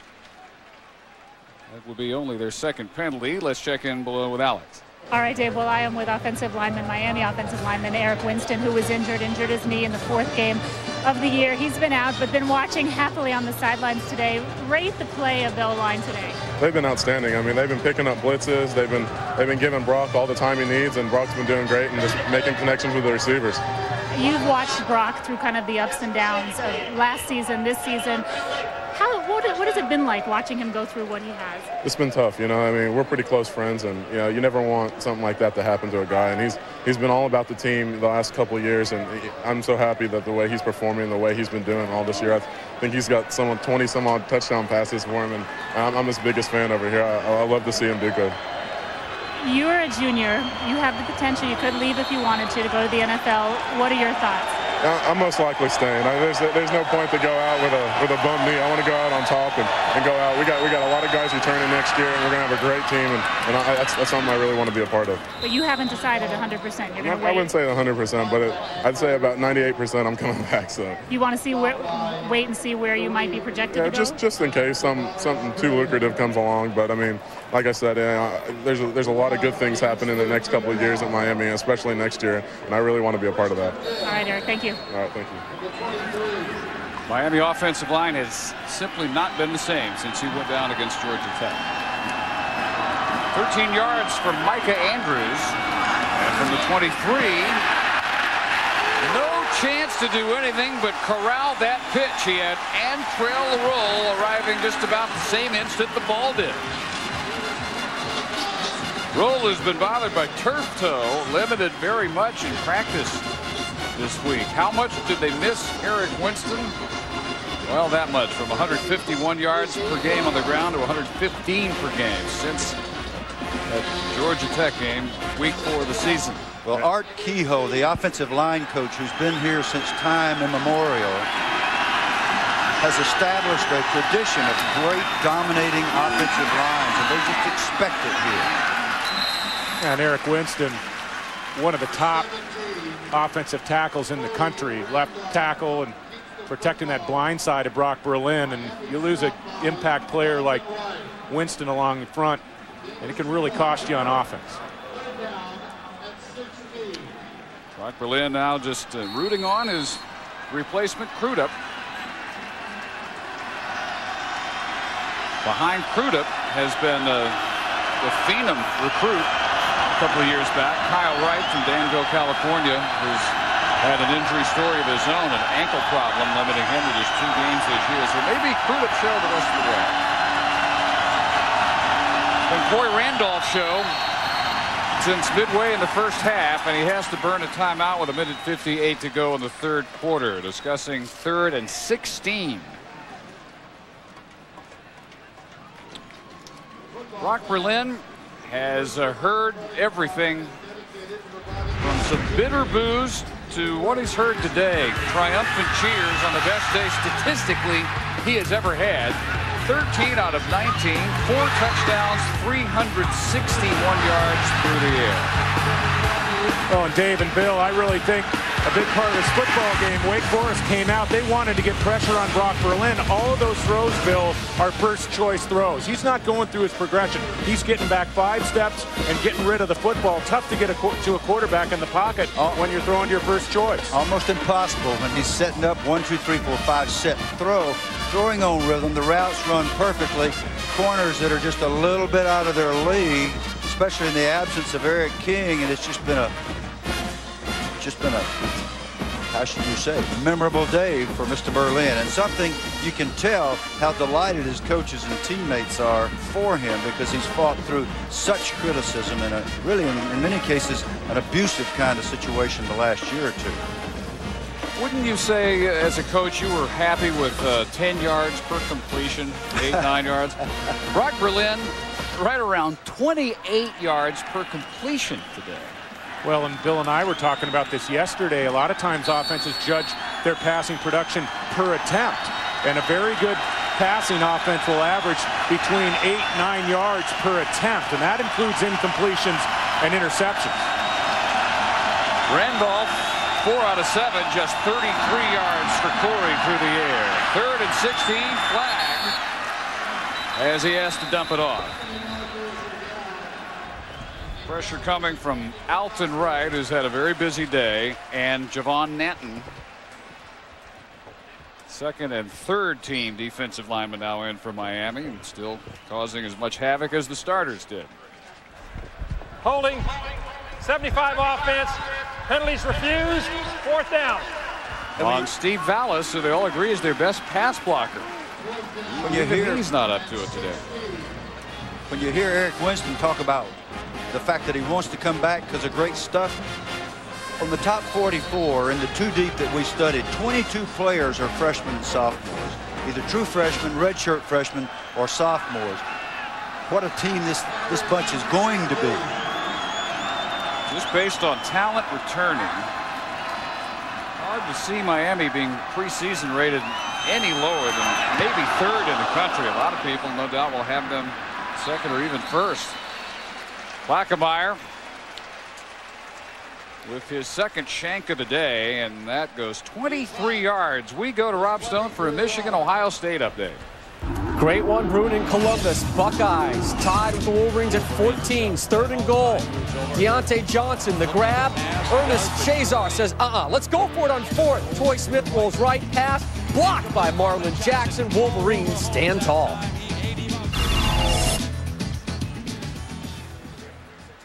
Well, that one apparently in the long-established tradition of terrific Michigan-Ohio State games. Michigan dominated series for the most part of late past 10, 15 years or so. Frank Gore back to work. And he goes over 60 yards on his 14th carry. The All-State BCS standings. USC, Oklahoma, then Auburn. Much discussion during the week. Should Auburn have jumped over Oklahoma? And then you got Cal, Texas, Utah right now, number 6. Should Michigan win? Maybe they jump over Utah, and the Utes, even if they beat BYU, think with a perfect season they have cinched in the top 6 of the BCS a bowl, one of the Big 4 bowls. Michigan could have something to say about that. Well, I think a lot of BCS people that are behind that formula are praying that we don't end up with 3 undefeated teams in Auburn, Oklahoma, and USC, because regardless of what happens, if those teams end up undefeated, and it may not happen, some tough games for USC and Auburn down the stretch, and a Big 12 championship game for Oklahoma. But if those 3 teams go undefeated, you can't make a case for any of those 3 not being in the national title game. Well, the road ahead of Oklahoma is nothing like what Auburn and USC have in front of them. Akeem Jala with his first catch of the day, and he's out of bounds at the 22. A gain of 11 with 16 seconds to go.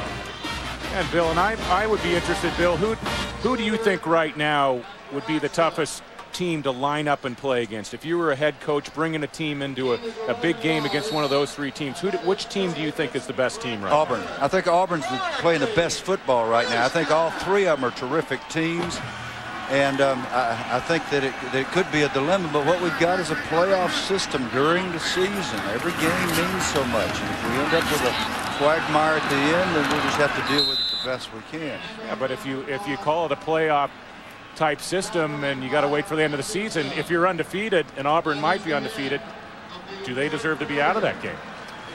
Well, we've got 15 more minutes game time to discuss such weighty matters. Through 3, Miami 42, Wake Forest 7.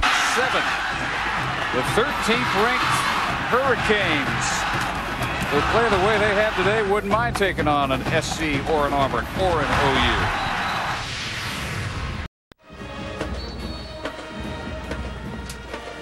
Fourth quarter from the Orange Bowl. Dave Barnett, Bill Curry, David Norrie, and Alex Flanagan. And a 42-7 lead for the Miami Hurricanes.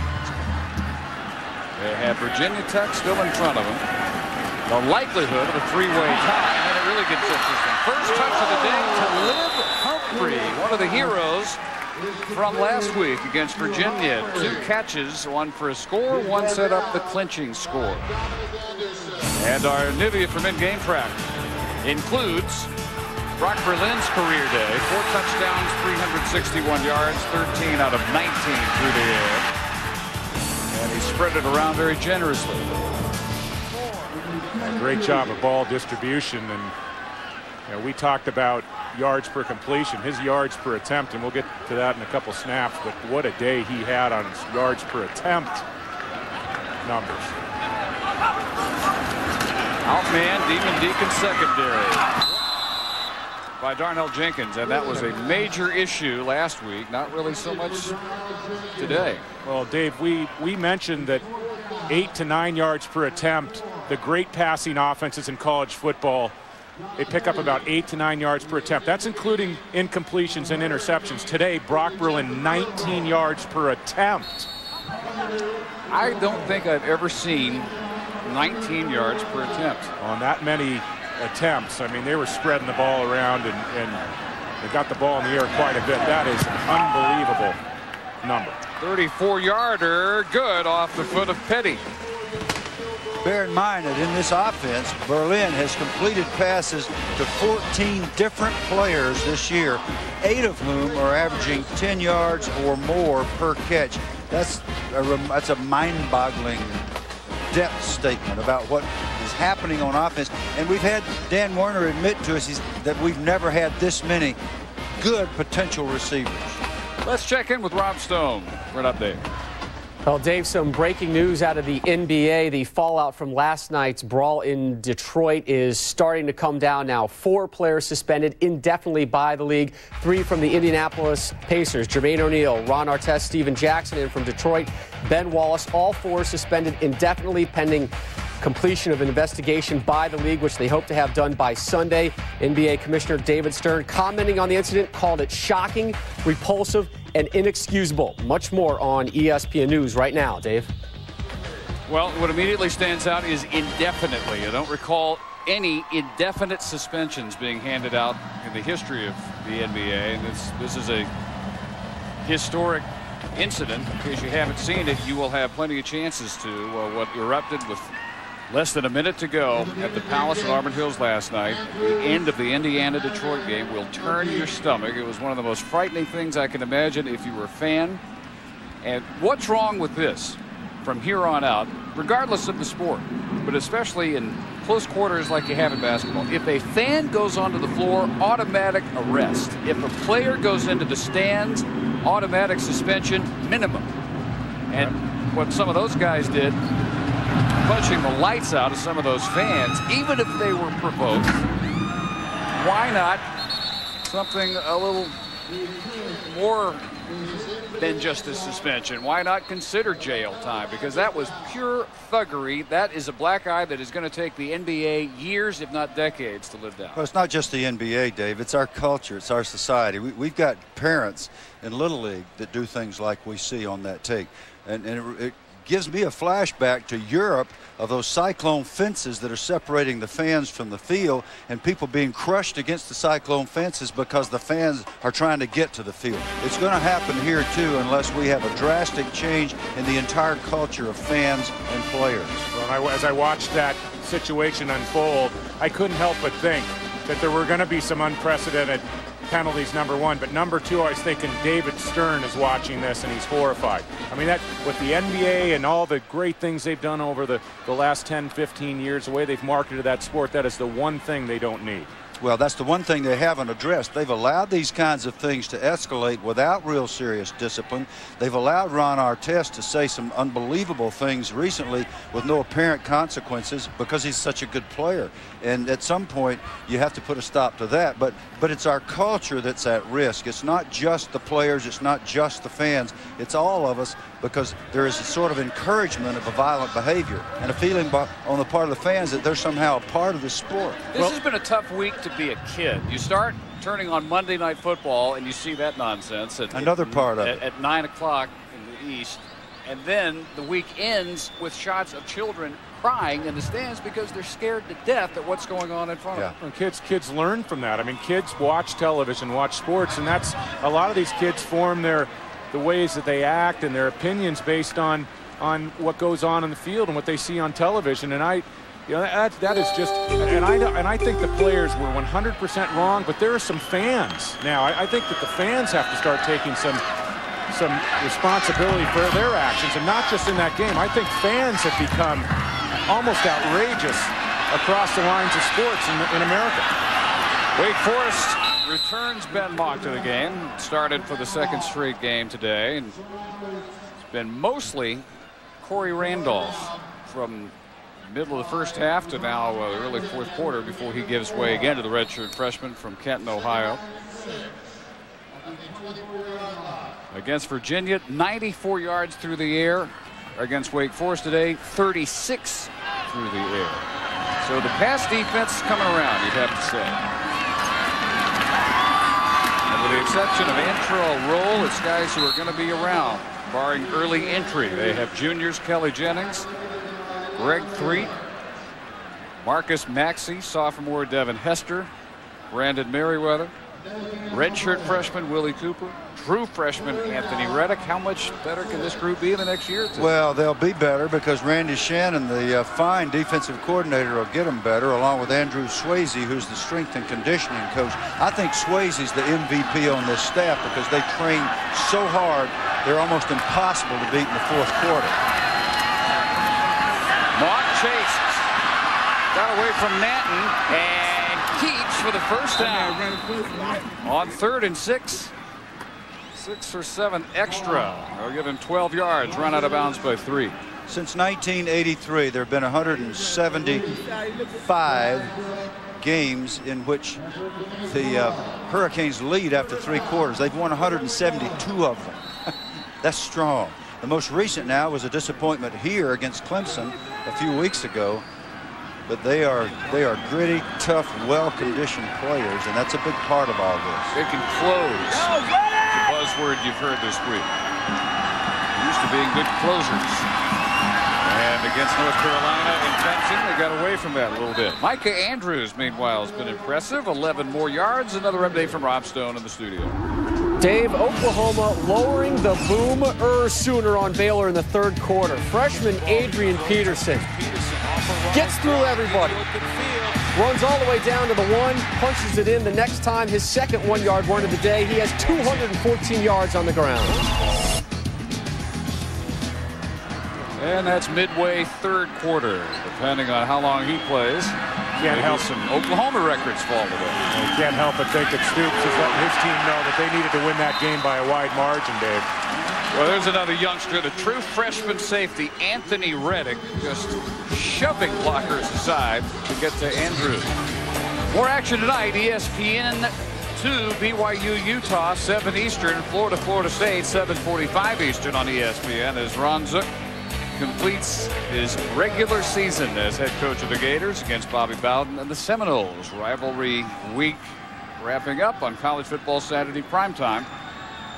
Rivalry weekend presented by Pontiac on ESPN and ESPN2. A loss of 4, 2nd and 14.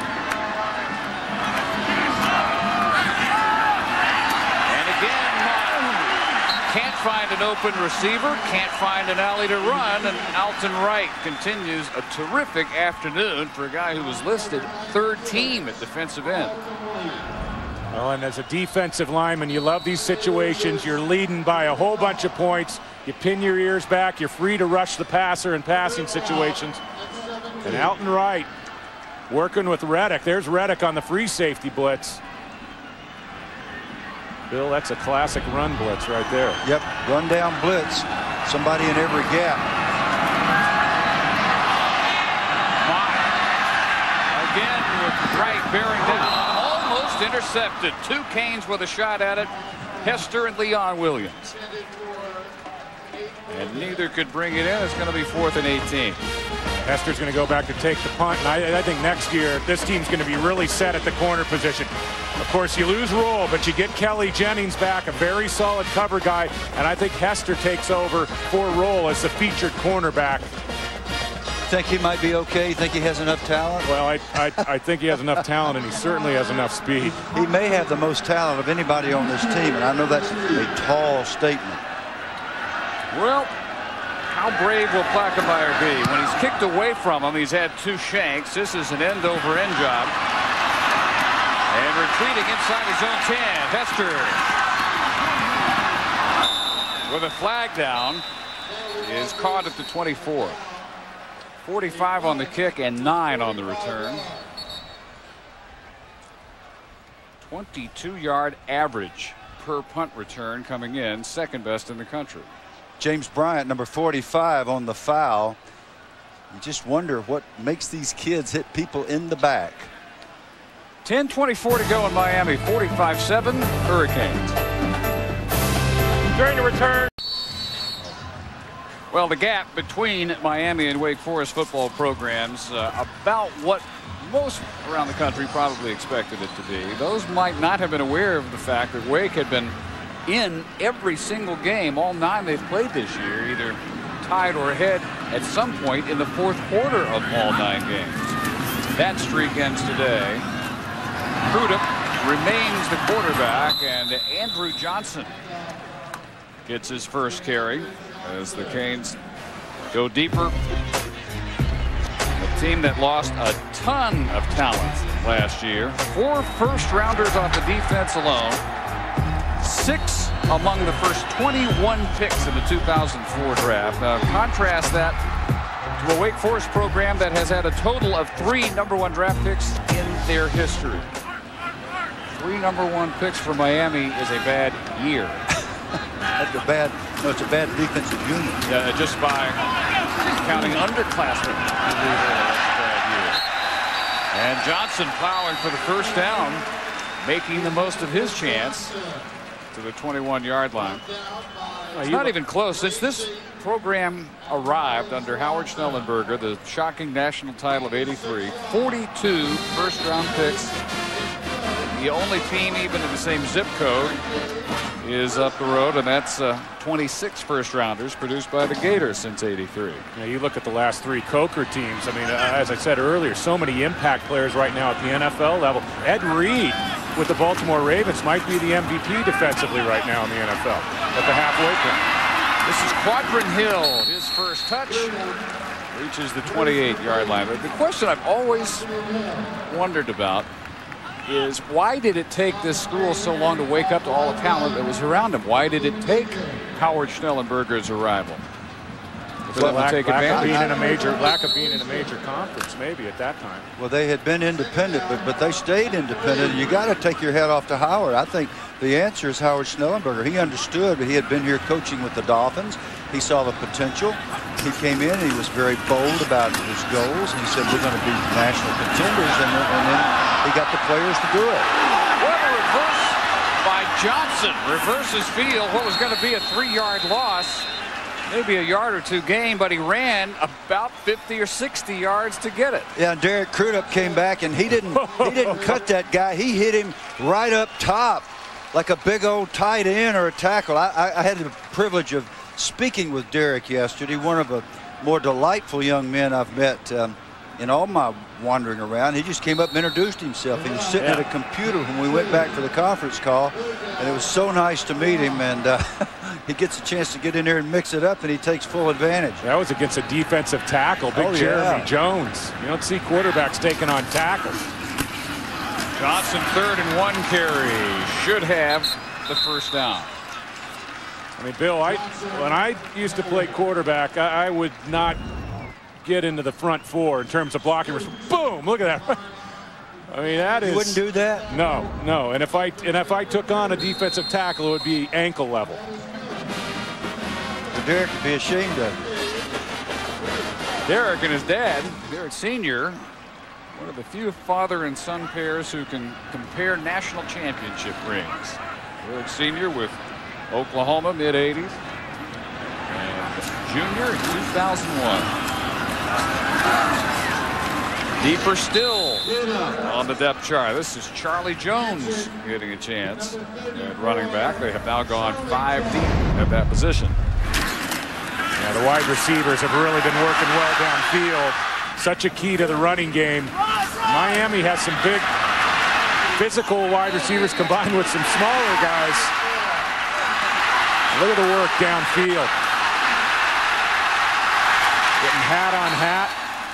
Super job by the Hurricane wide receivers in the blocking department.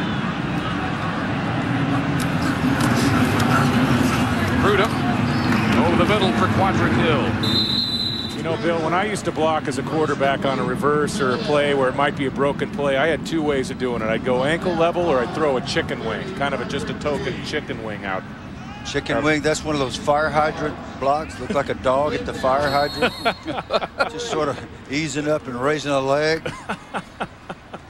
I'm embarrassed for you, David. Is it cathartic to admit that, though, on such a public scale? Oh, I think he probably needed to confess it to a national audience. Well, I was a finesse quarterback, you know. On the roll, 3rd and 3 with the pump fake.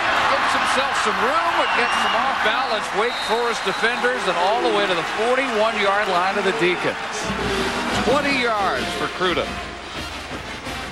And I know this is mop-up time, but you have to be happy for a guy like Derek Kruta that has taken a very difficult scenario and handled it with real dignity. And that's so important to team unity. And if they needed this guy to come into a big game and win for him, you got the feeling that he would do it. I think he gives him a chance. And remember, 2 years ago, he was fighting, you know, hand to hand with Brock Berlin for the starting job. Yeah. Kruta, who was 1 for 5 for the year in his only previous 2 appearances through the air. Bouncing off the pile, turning the corner, Charlie Jones on his 2nd carry to the 35-yard line. That was a nice hit by Riley Swanson coming up, number 7 for Wake Forest. And he's had a tough day. You come in for Eric King, got a man-to-man responsibility against these wide receivers for Miami, and got burned a couple times early. Well, it's really hot down on the field. I went down for warm-ups and just sort of try to get a feel of it. And by the time I'd been there 2 or 3 minutes, there was sweat running down my back. And I thought the 4th quarter would be tough for Wake Forest, but it turns out the first 3 were equally tough. So they will not make bowl eligibility. They'll fall to 4 and 6. 1 game remaining. Best they can do is 5 and 6 as Jones carries again. Larry Coker was talking about the culture, the expectations since 1983 on this campus, and the best picture he could draw was one day in the offseason, they went into the weight room, and there were 11 former Hurricanes who were all first-round draft picks working out at the same time. There was another guy who wasn't a first-rounder. It was only Clinton Portis. Yeah, he's just a second-rounder, wasn't he? You guys just hanging around, just getting into daily work. NFL team. And when you talk to these guys about their off-season conditioning, they take such, it's not just pride, there's such an expectation. Andrell Rowe, I said, what about Swayze's conditioning? Doesn't he drive you to work on change of direction in the explosive Olympic lifts? He said, look, what we do in the offseason, I think most other players on other teams would pass out. That was Andrell Rowe's response. I think the other teams would pass out. They're just not tough enough. And these guys go into games believing they're supposed to win in the 4th quarter. Larry Coker will improve to 43 and 5. 4th best start through that many games in the history of college football. Another carry by Johnson. Well, and we were just talking about how healthy players train at Miami. How about the stories of Willis McGahee and Frank Gore coming back from their injuries? I mean, you talk about courage, determination, long, you know, isolated months, lonely months, working to get back. Gore's had to go through 2 of those ACL rehabs, and now he's back on the scene. Great game last week. Played well this afternoon. I mean, those are great stories, McGahee and Gore. And it is lonely, too. When you get hurt bad like that, the guys don't mean to, and the coaches don't mean to, but nobody talks to you. You're just in there working out kind of by yourself. Kruta to the 3rd tight end, Buck Ortega. First catch, 27 yards to set up a 1st and goal at the 2. Pretty throw by Kruta. He geared down. He was on the move to his right, and Ortega found a little seam in the zone. And this is a nice throw by Kruta. He's going to throw it out over an underneath defender. Let's take a look. Back against the grain. He's got to beat the underneath defender. And what a catch by Ortega. You know, when you throw the ball and you're in danger of throwing it behind the big tight end, take a little bit off, and that's what Kruta did. On the 1st and goal play, Johnson stacked up for no gain. And you see Napoleon Sykes, number 34, this Wake Forest team does continue to battle and scratch and fight, and that's what you have to do when you're in a blowout like this. It looks to me as if Miami has regained something that was very important to them. Larry Coker said to us yesterday, some of these teams ran over our swagger. Well, I think it'll be a while before that happens again. I think they regained that swagger last week in that game at Virginia. They got that swagger back, Bill, and Wake Forest was really in for it. On second down and goal, Charlie Jones for no gain. Really, the only thing keeping them from a shutout, really a perfect day, was over-swagger by Tavares Gooden. Remember the 15-yard unsportsmanlike conduct penalty that could allow the drive that finally produced points to continue in the second quarter for Wake. Muscle flexing after the whistle. Well, that's the kind of stuff Butch Davis and Larry Coker have just eliminated from this program. You don't see any of that stuff anymore, with rare exceptions like the one. And I imagine it'll be cut out again. But Bill, don't you miss some of those things? The pulling off of the helmet, the first down signals by Michael Irvin. Nope. Come on, Bill. I don't miss any of that. Johnson looks for the corner. Got a return. Touchdown. Number 32. Andrew Johnson. First touchdown. Freshman from Pittsburgh completes the route with 50 seconds to go, and it is 51-7 Hurricanes.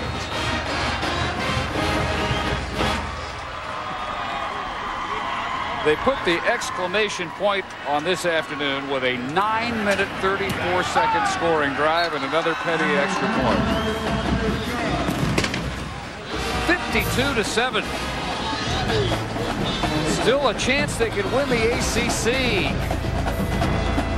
and make a BCS bowl, and nobody would look forward to playing this Miami.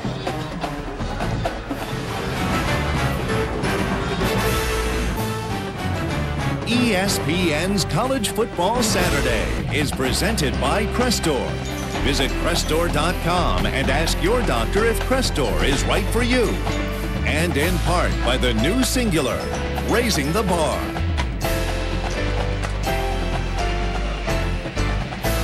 Well, South Beach will look something like that. Might be crowded with a hurricane or two. Certainly some fans to wrap up just a perfect day. 79 degrees, not humid at all. Nice breeze blowing in off Biscayne Bay, and a near perfect performance in a 52-7 Miami runaway. And this is not what probably the country will think of when they look at this score in the paper tomorrow. This Wake Forest team, all 5 conference losses before today happened in the final minute of regulation or overtime. And it will improve Miami to 8-2 overall. And the conference mark will improve to 5-2. What Miami is looking at is a possible 3-way tie with Florida State, Virginia Tech, and the Hurricanes, in which case, since all 3 of those teams did not play each other, the 3-way tiebreaker might not break the Hurricanes' way.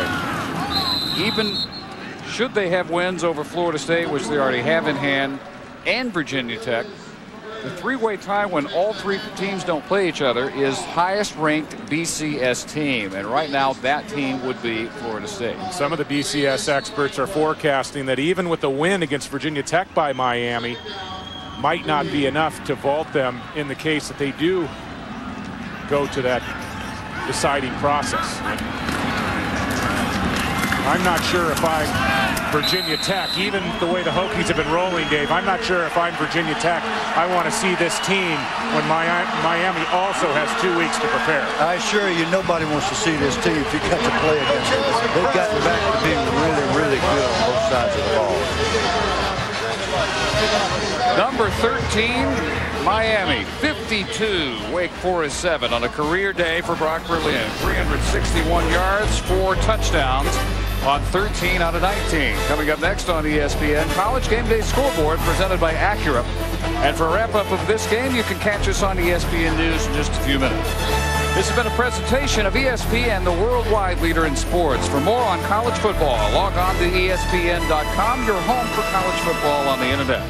For Bill Curry, David Norrie, Alex Flanagan, our entire crew, Dave Barnett, thanks for watching. From Miami, we go to Reese Davis in Tallahassee.